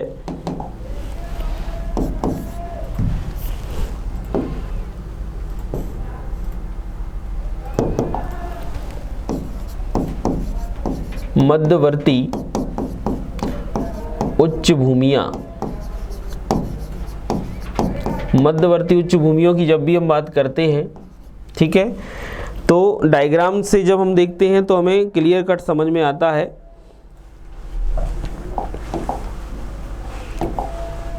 ये देखिएगा, मध्यवर्ती उच्च भूमि अगर देखेंगे तो मध्यवर्ती उच्च भूमि जो हमारा नॉर्दर्न प्लेन था, ये कौन सा है बेटा? उत्तर का मैदान है। ये कौन सा मैदान है? उत्तर का मैदान। ये तो उत्तर का मैदान हो गया कि नहीं हो गया? तो उत्तर के मैदान के दक्षिण में अगर आप देखोगे तो हमें सेंट्रल हाईलैंड्स दिखाई देता है। इसको हम सेंट्रल हाईलैंड्स क्यों कह रहे हैं? क्योंकि ये मध्य वाले भाग में है और उठा हुआ रीजन है। कैसा है? उभार वाला रीजन है। इसमें हमें बहुत ज़्यादा क्या दिखाई देते हैं? उठे हुए भाग दिखाई देते हैं, उभार दिखाई देते हैं, इसलिए इसको हम सेंट्रल हाईलैंड्स कह देते हैं। ऊंची ऊंची भूमियाँ हैं। समुद्र तल से अगर देखें तो इनकी ऊंचाई 900 मीटर के आसपास है। एवरेज हाइट इसकी 900 मीटर के आसपास है। चूंकि मिडल में, इसलिए इसको मध्यवर्ती उच्च भूमि प्रदेश कह देते हैं। मध्यवर्ती हाईलैंड्स या सेंट्रल हाईलैंड्स रीजन इसको कह देते हैं। इसमें अगर आप देखोगे तो इस मध्यवर्ती उच्च भूमि का जो निर्माण है, इसका ये फॉर्मेशन है, अगर देखोगे तो ये पूरा का पूरा चूंकि पेनिसुला वाला भाग है और ये किससे मिलकर बना हुआ है? गोंडवाना लैंड से। और ये गोंडवाना लैंड कहाँ से आई? अफ्रीका से। जब पेंजिया का विभाजन होता है, पेंजिया डिवीजन होता है, तो अफ्रीका से भारत चूंकि बाहर निकला है और अफ्रीका की जो पूरी की पूरा रीजन है उसको पेंजिया का गोंडवाना लैंड रीजन कहा गया। तो इस गोंडवाना लैंड से निकला हुआ है पूरा का पूरा जो प्लेट्यूस वाला भाग है, इसमें गोंडवाना क्रम की या गोंडवाना लैंड से संबंधित जो है रॉक्स पाई जाती हैं। ये आर्कियन भी हो सकती हैं, ये धारवाड़ भी है, कडप्पा भी हैं, और गोंडवाना और विंध्यन क्रम अलग अलग सीरीज की जो है रॉक्स यहाँ पर या चट्टानें पाई जाती हैं। एक एक करके हम देखेंगे। लेकिन ये सेंट्रल हाईलैंड्स के बारे में जब भी हम कहते हैं तो ये मध्य वाला भाग है, उठा हुआ भाग है। इसके अंतर्गत कौन कौन से भाग शामिल किए जाते हैं, एक एक करके हम देखते हैं। ठीक है, मध्यवर्ती उच्च भूमि में अगर देखेंगे तो दो पार्ट अब मैंने इसमें डिवाइड किए हैं। इसके दो पार्ट हैं। कौन कौन से? एक तो है उत्तरी और दूसरा है बेटा दक्षिणी। ठीक है, अगर हम नॉर्थ वाले की बात करें, यानी ऊपरी कह देते हैं हम इसको, ऊपरी उच्च भूमियां, ऊपरी उच्च भूमियां, और एक है निचली उच्च भूमियां। ऊपरी उच्च भूमियों के अंतर्गत कौन कौन से भाग शामिल हैं? ठीक है, तो ऊपरी उच्च भूमियों में बहुत सारे यहाँ पर हम भाग शामिल करते हैं, जिसमें पहला भाग है बेटा, इसको इस तरीके से लिख लेते हैं। पहला है इसमें अरावली, अरावली पर्वत श्रेणी, अरावली माउंटेन रेंज। ठीक है, पहला भाग इसमें। दूसरा इसमें भाग है बेटा मालवा का पठार, मालवा का पठार आता है इसी में, मालवा प्लेट्यूब आता है।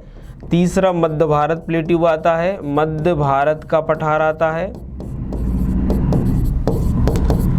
ठीक है, जो भी हम मध्य प्रदेश में पढ़ते हैं वो सब सेंट्रल हाईलैंड से, इसलिए मध्य प्रदेश में भी हम प्लेट्यूब का डिवीजन करते हैं, तो मध्यवर्ती उच्च भूमि में बहुत सारे प्लेट्यूब्स पढ़ते हैं, आप सभी लोगों ने पढ़े होंगे। ठीक है, फिर इसके बाद हम देखेंगे मध्य भारत का पठार है। इसके बाद आता है कौन सा पठार? बुंदेलखंड का पठार। कौन सा बेटा? बुंदेलखंड का पठार। बुंदेलखंड का पठार भी इसी का भाग है।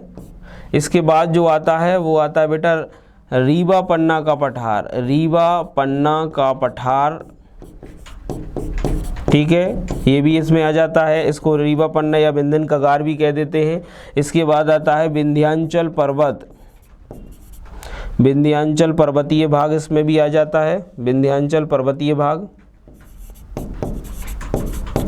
विंध्याचल जो हमारा माउंटेन है, विंध्याचल पर्वतीय भाग या पर्वत श्रेणी।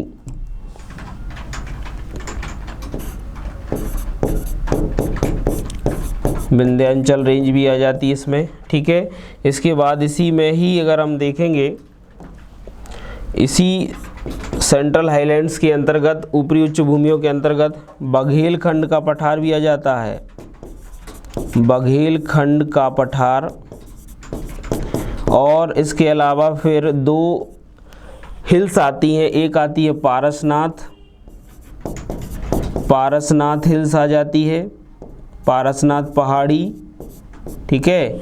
और एक और हिल्स आ जाती है जिसको कहते हैं हम राजमहल की पहाड़ी, पारसनाथ पहाड़ी और राजमहल पहाड़ी, ये दो पहाड़ियाँ भी इसका ही भाग हैं।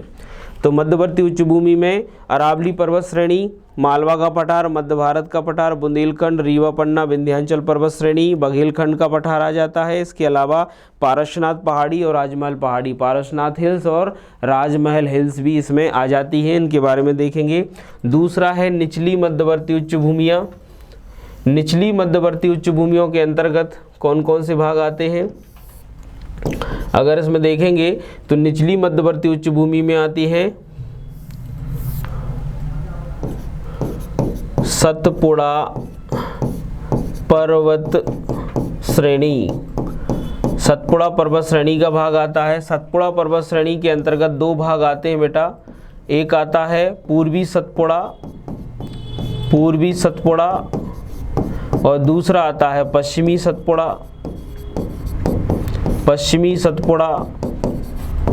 पूर्वी सतपुड़ा में अगर देखेंगे तो पूर्वी सतपुड़ा को हम कहते हैं बेटा राजपीपला श्रेणी। क्या कहते हैं?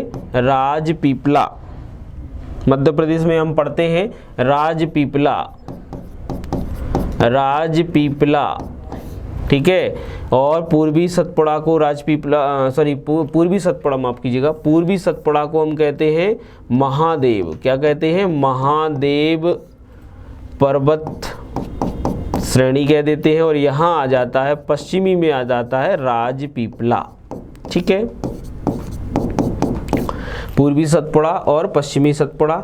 इसके बाद दूसरा देखते हैं तो मैकाल आ जाता है, मैकाल पर्वत श्रेणी, ठीक है। मैकाल पर्वत श्रेणी आ जाता है इसका एक भाग। फिर नेक्स्ट अगर देखेंगे हम इसमें तो सतपुड़ा मैकाल इसमें आ जाता है बेसिकली। और ठीक है, ये दो भाग ही इसमें शामिल है, ठीक है। बाकी के अपन ने पूर्वी सतपुड़ा, पूर्वी पठार के अंतर्गत शामिल किए हैं। तो ये दो भाग हैं जो निचली उच्च भूमियों के अंतर्गत आते हैं। एक सतपुड़ा पर्वत श्रेणी जिसका भाग पूर्वी और पश्चिमी है, दूसरा है मैकाल पर्वत श्रेणी, ठीक है। तो इस तरीके से हम मध्यवर्ती उच्च भूमियों को दो भागों में डिवाइड कर सकते हैं। अब एक एक करके समझ लेते हैं। देखिए, सेंट्रल हाईलैंड्स जो है, मध्यवर्ती जो उच्च भूमियाँ हैं, इनमें अगर आप देखोगे तो सेंट्रल हाईलैंड्स चूँकि उच्च भूमि क्षेत्र हैं, इनका ऊपरी जो भाग है ये कुछ रीजन से मिलता जुलता है। इसमें कौन कौन से क्षेत्र आते हैं तो यहाँ पर अरावली पर्वत आता है, फिर मालवा का पठार आता है, मध्य भारत का पठार आता है। इसके बाद अगर बात करें बुंदेलखंड, रीवा पन्ना का पठार आ जाएगा, मध्य प्रदेश में हम पढ़ते हैं। फिर इसके बाद बघेलखंड का पठार आता है। और पूर्व की ओर जाएंगे तो राजमहल और हमें पारसनाथ पहाड़ियाँ भी दिखाई देती हैं, ये ऊपरी उच्च भूमि के अंतर्गत आती हैं। वहीं पर निचली उच्च भूमि के अंतर्गत क्या कहा जाता है तो यहाँ पर पश्चिम के भाग में पश्चिमी सतपुड़ा, पूर्व के भाग में पूर्वी सतपुड़ा, और यहाँ अगर देखेंगे हम पूर्व की ओर और जाएंगे तो मैकाल सीरीज भी नज़र आ जाती है, मैकाल रेंज भी नज़र आ जाती है। तो यहाँ पर आप वही चीज़ यहाँ पर बताई गई है। अरावली पर्वत की बात करें तो अरावली पर्वत की थोड़ी सी चर्चा कर लेते हैं। इसमें से क्या प्रश्न आ सकता है? अरावली पर्वत से हमसे प्रश्न पूछा जाता है कि अरावली पर्वत के अंतर्गत अरावली पर्वत जो है वह एक प्राचीन प्रकार का पर्वत है। बहुत ज़्यादा कैसा है? बहुत ज़्यादा प्राचीन पर्वत है, ठीक है। इसका निर्माण कब हुआ तो इसका निर्माण आर्कियन पीरियड में हुआ है। आर्कियन यानी अगर बात करें प्री पैलियोजोइक या पूरा अगर बात करें इसको कहते हैं आद्य महाकल्प, हिंदी में कहते हैं। तो प्री पैलियोजोइक या आद्य महाकल्प के अंतर्गत ये बहुत ही प्राचीन पर्वत है जो मुख्य तौर पर प्राथमिक जो ग्रेनाइटिक चट्टानें हैं या प्राथमिक जो इग्नियस रॉक्स हैं उनसे मिलकर बना हुआ है। प्राचीन पर्वत है, बहुत ज़्यादा। इसका निर्माण अगर बात करें आर्कियन युग में हुआ है। प्राचीन पर्वत होने के कारण वर्तमान में ये हमें केवल और केवल किस रूप में दिखाई दे रहा है, ये रेसिडुअल माउंटेन है, अवशिष्ट पर्वत का एक अच्छा उदाहरण है। तो अरावली से संबंधित तो 2 फैक्ट हमसे पूछे जाते हैं कि अरावली कैसा पर्वत है। तो अरावली एक रेसिडुअल माउंटेन है, एक अवशिष्ट पर्वत है। दूसरा, अरावली की ऊंची चोटी पूछी जाएगी, अरावली की ऊंचाई या इसकी ऊंची चोटी कौन सी है। तो अरावली की जो सबसे ऊंची चोटी है ये हमसे पूछी जाती है। अरावली की जो ऊंची चोटी है बेटा वह है गुरु शिखर। कौन सी है बेटा, गुरु शिखर है। और गुरु शिखर कहाँ पर स्थित है, गुरु शिखर जो है बेटा वो माउंट आबू, कहां पर स्थित है, माउंट आबू में स्थित है, माउंट आबू में स्थित है गुरु शिखर। और इसकी जो हाइट है ना बेटा ये कितनी है ये भी हमसे पूछ ली जाती है। तो गुरु शिखर की जो हाइट है वो 1722 मीटर है। कितना है, 1722 मीटर के आसपास है, गुरु शिखर है। माउंट आबू पहाड़ी के अंतर्गत आती है। और माउंट आबू पहाड़ी किसका है, अरावली पर्वत श्रेणी का भाग है। अरावली पर्वत एक प्रकार का कैसा पर्वत है, ये कई बार पूछ लिया गया है, अवशिष्ट पर्वत का उदाहरण है, प्राचीन पर्वत है। और अगर हम बात करें इसका एक और नाम है, इसको घर्षित पर्वत भी कहते हैं। क्या कहते हैं, घर्षित पर्वत भी कहते हैं, इंग्लिश में तो रेसिडुअल माउंटेन ही कहते हैं। तो एक घर्षित पर्वत है, बहुत ज़्यादा इसमें सेडिमेंटेशन हुआ है, तो इसका अब रेसिडुअल पार्ट ही शेष रह गया है। ऊंची चोटियों में गुरु शिखर का नाम आ जाता है, तो इसको आप याद रखिएगा। फिर इसके बाद बात कर लेते हैं मालवा का पठार। किसकी बात कर लेते हैं, मालवा का पठार। तो मालवा के पठार में देखेंगे तो मालवा का पठार कैसे बना है भैया, मालवा के पठार को सबको पता है कि मालवा के पठार का निर्माण हुआ है दक्कन ट्रैप से। किससे हुआ है बेटा, दक्कन ट्रैप से मिलकर बना हुआ है मालवा का पठार। दक्कन ट्रैप कैसे बनी, तो ज्वालामुखी से निकला लावा और लावा के डिपोजिशन से ही क्या बनी है, दक्कन ट्रैप बनी है। और दक्कन ट्रैप में अगर देखें कौन सी रॉक्स पाई जाती हैं, तो यहाँ पर बेसाल्टिक रॉक पाई जाती है। कौन सी बेटा, बेसाल्टिक रॉक पाई जाती है। ट्रैप का मतलब होता है सीढ़ी नुमा जमा, स्टेप बाय स्टेप जमा होता है। तो सीढ़ी नुमा जमाव के कारण हम इसे डेक्कन वाले भाग में आता है, दक्कन वाले भाग में आता है, इसलिए इसको क्या कह देते हैं, दक्कन प्लेट्यू कह देते हैं, दक्कन ट्रैप कह देते हैं।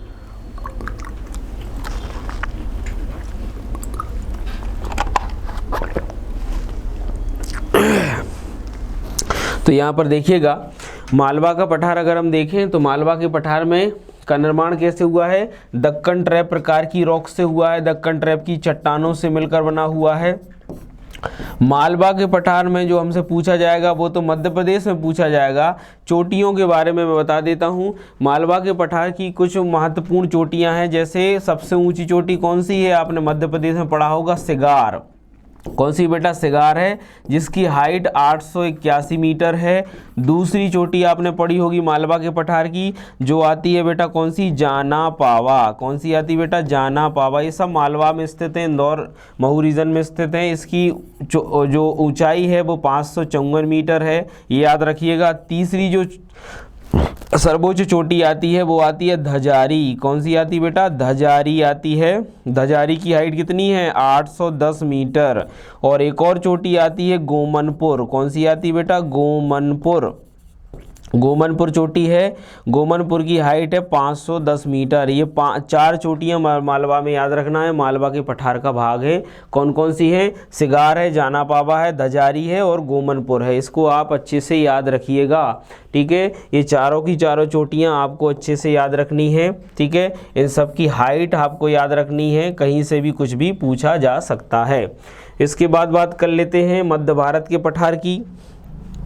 मध्य भारत के पठार में अगर देखेंगे हम तो ये मध्य भारत का पठार, यहाँ पर थोड़ी सी जगह कम पड़ रही है तो मैं साइड में लिख देता हूँ। मध्य भारत का पठार हम देखेंगे अगर तो यहाँ पर देखिएगा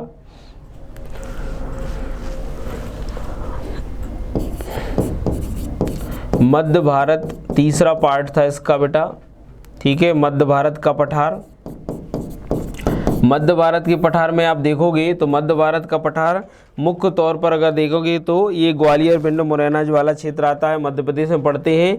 ये इसका जो निर्माण हुआ है, यहाँ पर जो चट्टानें पाई जाती हैं ये कौन कौन सी रॉक्स पाई जाती हैं, यहाँ पर ज़्यादातर आर्कियन सीरीज़ पाई जाती है, धारवाड़ पाई जाती है, ठीक है। और कुछ मात्रा में यहाँ पर विंध्यन क्रम मिलता है। ठीक है, तो ये चट्टानी क्रम याद रखना है।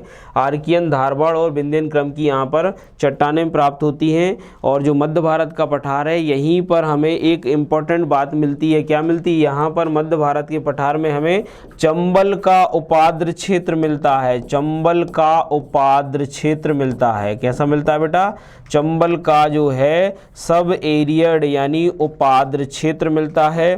ठीक है, उपाद्र क्षेत्र मिलता है। सब ह्यूमिड बोलते हैं, माफ कीजिएगा, सब ह्यूमिड कहते हैं इंग्लिश में। सब ह्यूमिड क्षेत्र या मालवा का उपाद्र क्षेत्र, जहाँ पर हमें क्या देखने को मिलते हैं? चंबल के बीहड़ दिखाई देते हैं। चंबल का उपाद्र क्षेत्र या चंबल के बीहड़ मिलते हैं यहाँ पर हमें। ठीक है, तो चंबल के बीहड़ यहाँ पर नज़र आते हैं, जिनकी अगर आप डेप्थ देखो तो 15 से 20 मीटर के आसपास की गहराई में ये बीहड़ हैं, जो कि चंबल का उपाद्र क्षेत्र कहलाता है। चंबल नदी प्रवाहित होती है और वहाँ पर अवनाली का अपर्दन करती है, गैली एरोजन करती है, और उस गैली एरोजन के कारण से मध्य भारत का पठार ज़्यादातर एरोजन का शिकार हो गया है। एक प्रकार का सब ह्यूमिड क्षेत्र है, इसीलिए इस क्षेत्र की विशेषता से यहाँ पर बीहड़ों का निर्माण हुआ है। तो ये क्षेत्र याद रखना, मध्य भारत के पठार में ये बात बहुत महत्वपूर्ण है।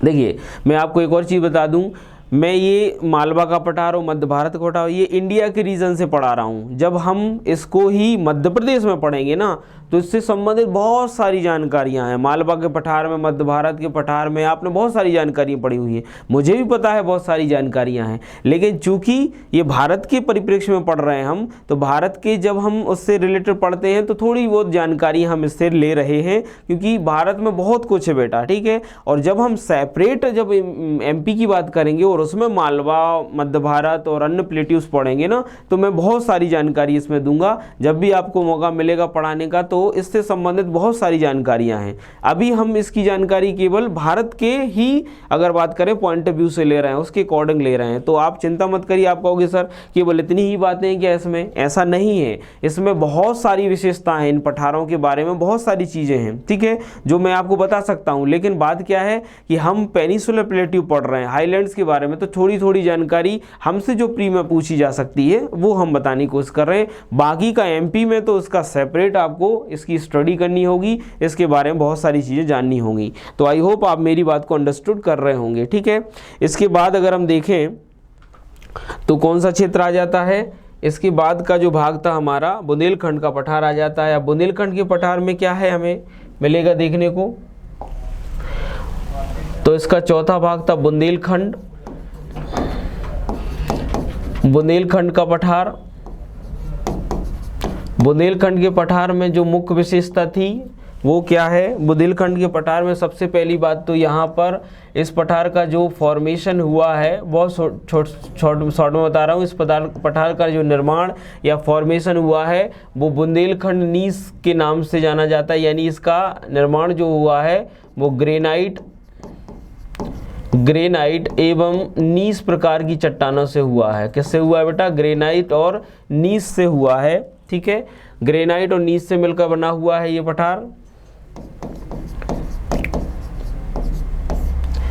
तो यहाँ पर ज़्यादातर ग्रेनाइट को नीस मिलती हैं। और कौन सा ग्रेनाइट मिलता है? तो इस ग्रेनाइट को कहते हैं बुंदेलखंड नीस। क्या कहते हैं? बुंदेलखंड नीस कह देते हैं। बुंदेलखंड नीस हमें यहाँ पर मिलता है। ठीक है, तो ये आपको याद रखना है। मालवा के पठार में एक प्रकार का नीस पाया जाता है, जो कि एक प्रकार की इग्नियस रॉक से मिलकर बनता है। ग्रेनाइट का जब हम देखते हैं कि ग्रेनाइट में जब क्या हो जाता है, रूपांतरण हो जाता है, जब इसके अगर बात करें फॉर्म में परिवर्तन हो जाता है, चेंज हो जाता है, तो वो नीस में बदल जाता है। और नीस ग्रेनाइट का ही भाग है, उसका ही रूपांतरण है और एक प्रकार की मेटामॉर्फिक रॉक है। तो बुंदेलखंड नीस यहाँ पर पाया जाता है। बुंदेलखंड के पठार में अगर हम एक और विशेषता देखें जो महत्वपूर्ण है, वो है बुंदेलखंड के पठार की सबसे ऊंची चोटी कौन सी है? तो बुंदेलखंड के पठार की सबसे ऊंची चोटी आपको सभी को पता होगा। कौन सी है बेटा? सिद्ध बाबा। कौन सी है बेटा? सिद्ध बाबा बुंदेलखंड के पठार की सबसे ऊंची चोटी, जिसकी ऊंचाई 1172 मीटर है। और ये कहाँ पर स्थित है? ये दतिया में स्थित है। कहाँ पर है? ये दतिया जद्दिया में ये हमें चोटी दिखाई देती है, शिखर दिखाई देता है, जो बुंदेलखंड के पठार का सबसे ऊंचा पर्वत शिखर है, सबसे ऊंची पर्वत की पीक है, चोटी है। ठीक है, इसके बाद मैं बहुत ब्रीफ में जानकारी दे रहा हूँ बेटा, याद रखिएगा। फिर बुंदेलखंड के पठार के बाद आता है रीवा पन्ना का पठार, रीवा पन्ना का पठार। ठीक है, इस पठार से संबंधित क्या महत्वपूर्ण बातें हैं, तो रीवा पन्ना का पठार को हम कहते हैं बेटा, रीवा पन्ना का पठार कहलाता है विंध्यांचल कगारी प्रदेश कहते हैं इसको। क्या कहते हैं? विंध्यांचल कगारी प्रदेश कहते हैं। ठीक है, ये विंध्यांचल का अगर बात करें हम कि एक मार्जिनल एरिया या कगारी क्षेत्र है। और दूसरा अगर इसमें देखें हम तो इसकी एक और विशेषता है कि रीवा पन्ना का जो पठार है इसमें विंध्य का कगारी क्षेत्र, यहाँ पर बहुत सारे कगार पाए जाते हैं, जिससे यहाँ पर जलप्रपातों का हमें बहुत ज़्यादा निर्माण देखने को मिलता है। यहाँ पर बहुत सारे वाटरफॉल पाए जाते हैं, जलप्रपात पाए जाते हैं।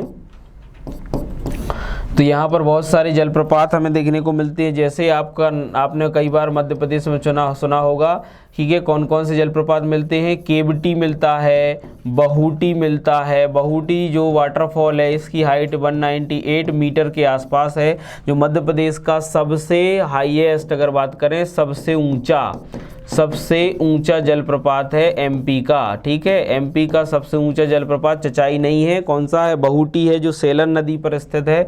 इसके बाद है अगर बात करें चचाई आता है, कौन सा आता बेटा? चचाई आता है। ठीक है, तो केवटी है, बहुटी है, चचाई है, एक और आता है पियावन। कौन सा आता है? पियावन। कगारी क्षेत्र है, और जब भी कगार बनती है तो उन कगारों से नदियां क्या करती है? कगार मतलब उठे हुए भाग है, टूटे हुए टुकड़े, मतलब दो टुकड़ों को अगर हम तोड़ दें तो कगारें बन जाती हैं। क्या बन जाते हैं? मार्जिन बन जाते हैं। ठीक है, उन्हीं मार्जिन से घाटियों का निर्माण होता है। तो जब भी नदी आती है वो क्या कहती है?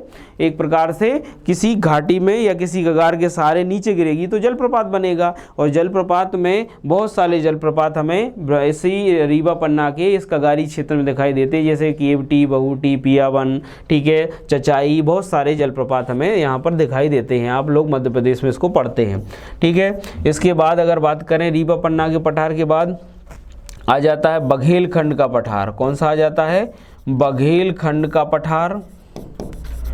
ठीक है, बघेलखंड के पठार की कुछ विशेषता, बघेलखंड के पठार में अगर देखेंगे तो बघेलखंड का पठार में हमें ज़्यादातर गोंडवाना सीरीज़ की, गोंडवाना क्रम की चट्टानें मिलती हैं, गोंडवाना क्रम की चट्टानें मिलती हैं, गोंडवाना सीरीज़ की रॉक मिलती हैं, जो कि किसके लिए जाने जाती हैं? कोयले के लिए जाने जाती। यानी यहाँ पर सिंगरौली, ठीक है, सिंगरौली और सुहागपुर कोयले की चट्टानें यानी कोयला क्षेत्र मिलते हैं। याद रखिएगा, सुहागपुर और सिंगरौली कोयले के क्षेत्र हमें यहीं पर प्राप्त होते हैं, कोयला क्षेत्र प्राप्त होते हैं।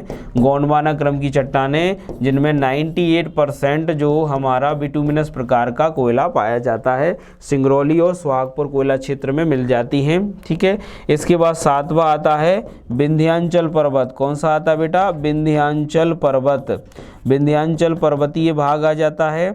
विंध्यांचल पर्वतीय भाग की बात करें तो यह मध्य प्रदेश में अगर देखेंगे तो मालवा के पठार के पूर्व से लेकर, इस ईस्ट से लेकर सासाराम बिहार तक फैला हुआ है, एक सीरीज में फैला हुआ है, जो मध्य प्रदेश को 2 बराबर भागों में बांटता है। या हम कहें कि जो सेंट्रल हाईलैंड्स हैं इनके बीचों बीच एक अगर बात करें पर्वतीय भाग फैला हुआ है, माउंटेन रेंज फैला हुआ है। विंध्यन क्रम का एक पर्वत है, विंध्यांचल पर्वत इसको कहते हैं। ज़्यादातर विंध्यन क्रम की चट्टानों से निर्मित है, उसी के नाम से इनका को विंध्यन क्रम कहते हैं, जो कि मालवा के पठार के ईस्ट से लेकर कहाँ तक जाता है? बिहार के सासाराम तक जाता है, जो कि सेंट्रल हाईलैंड्स को 2 भागों में विभाजित करता है। और स्वयं किस में आता है?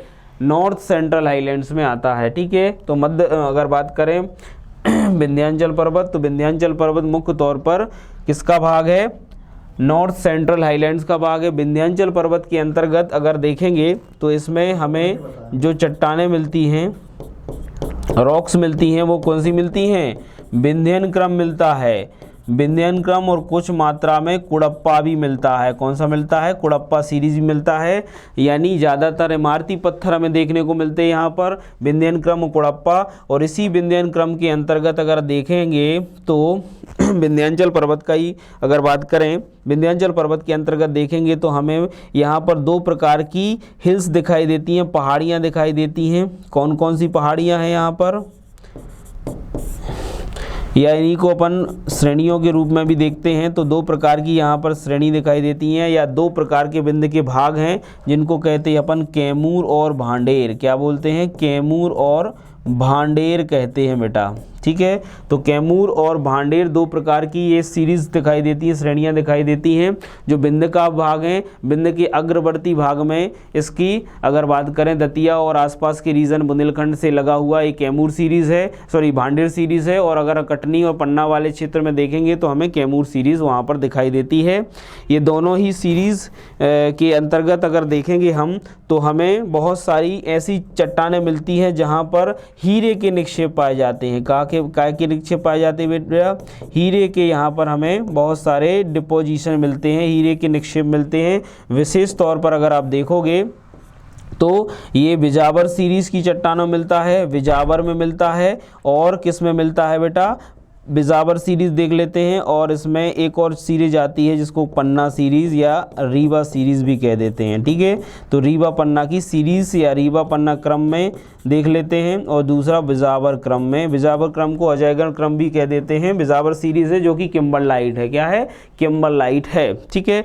तो इस तरीके से कैमूर और भांडेर भी विंध्याचल का भाग है। इसके अलावा चट्टानों में विंध्यन क्रम कुड़प्पा मिलता है, इमारती पत्थर यहाँ से मिलते हैं। साथ ही साथ ये कुड़प्पा जो सीरीज है ना बेटा, ये कुड़प्पा सीरीज में हमें ज़्यादातर चूना, क्वार्टजाइट, ठीक है, इस तरीके के बलुआ पत्थर, इस तरीके की हमें चट्टानें मिलती हैं, ठीक है।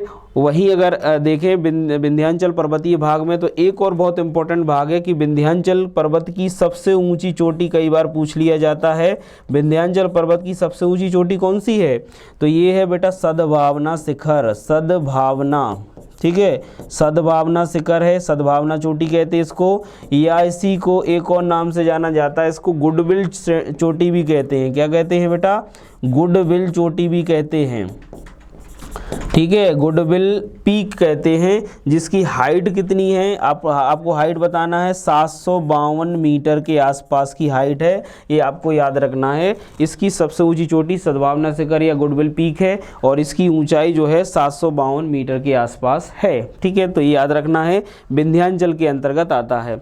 तो मैंने लगभग इसके अंतर्गत ऊपरी उच्च भूमियों के अंतर्गत अरावली बता दिया है, मालवा, मध्य भारत, बुंदेलखंड, रीवा, विंध्याचल, ठीक है, बघेलखंड देख लिया है। अब हम इसका लास्ट पार्ट जो है पारसनाथ पहाड़ी और राजमहल पहाड़ी की भी बात कर लेते हैं।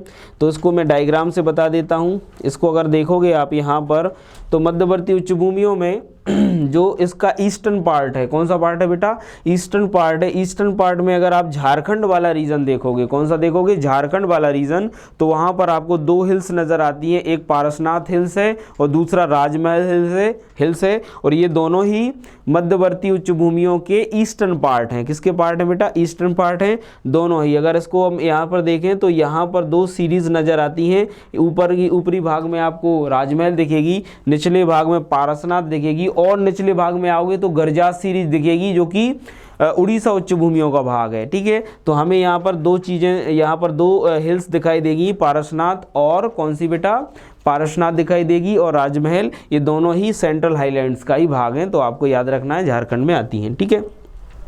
तो ये हो जाता है ऊपरी उच्च भूमियाँ। इसके बाद निचली उच्च भूमियों के अंतर्गत आता है राजपीपला आता है। इसके बाद महादेव आता है, यानी पश्चिमी और पूर्वी सतपुड़ा और मेकाल श्रेणी, ठीक है। तो इनकी बात, यानी इसके आगे की जो बात है वह हम कल की क्लास में करने वाले हैं।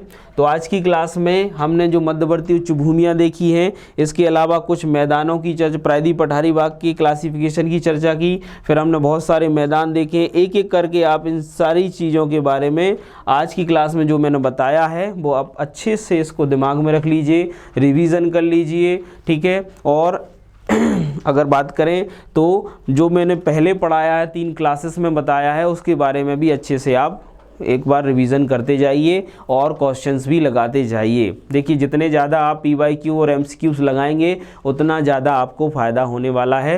प्री का तो सीधा सा गुरु मंत्र है, जिसने थ्योरी पढ़ने के बाद अगर उसने उसका MCQs और PYQ लगाए हैं, आपको कोई दिक्कत नहीं जाएगी, आपका प्री अच्छे से निकल जाएगा। तो आप अपनी तैयारी को बूस्ट करने के लिए क्वेश्चन आंसर या टेस्ट लगाते रहें। टेस्ट सीरीज़ का भी आयोजन किया जा रहा है हमारी तरफ से, तो आप वो भी टेस्ट भी आप लगाते जाएं और डाउट वगैरह होते हैं तो उनको भी क्लियर करें। ठीक है, थैंक यू वेरी मच बेटा। आज की क्लास में इतना ही। कल की क्लास में जब हम मिलेंगे तो इससे आगे की बात करेंगे, और कल की क्लास में मैं कोशिश करूँगा कि ये जो फिजिकल ज्योग्राफी से अंतर्गत जो लैंडफॉर्म वाला भाग है इसको मैं ख़त्म करवा दूँ। ठीक है, तो कल की क्लास में लगभग ये ख़त्म हो जाएगा। तो आज की क्लास में केवल इतना ही। थैंक यू वेरी मच बेटा। जय हिंद।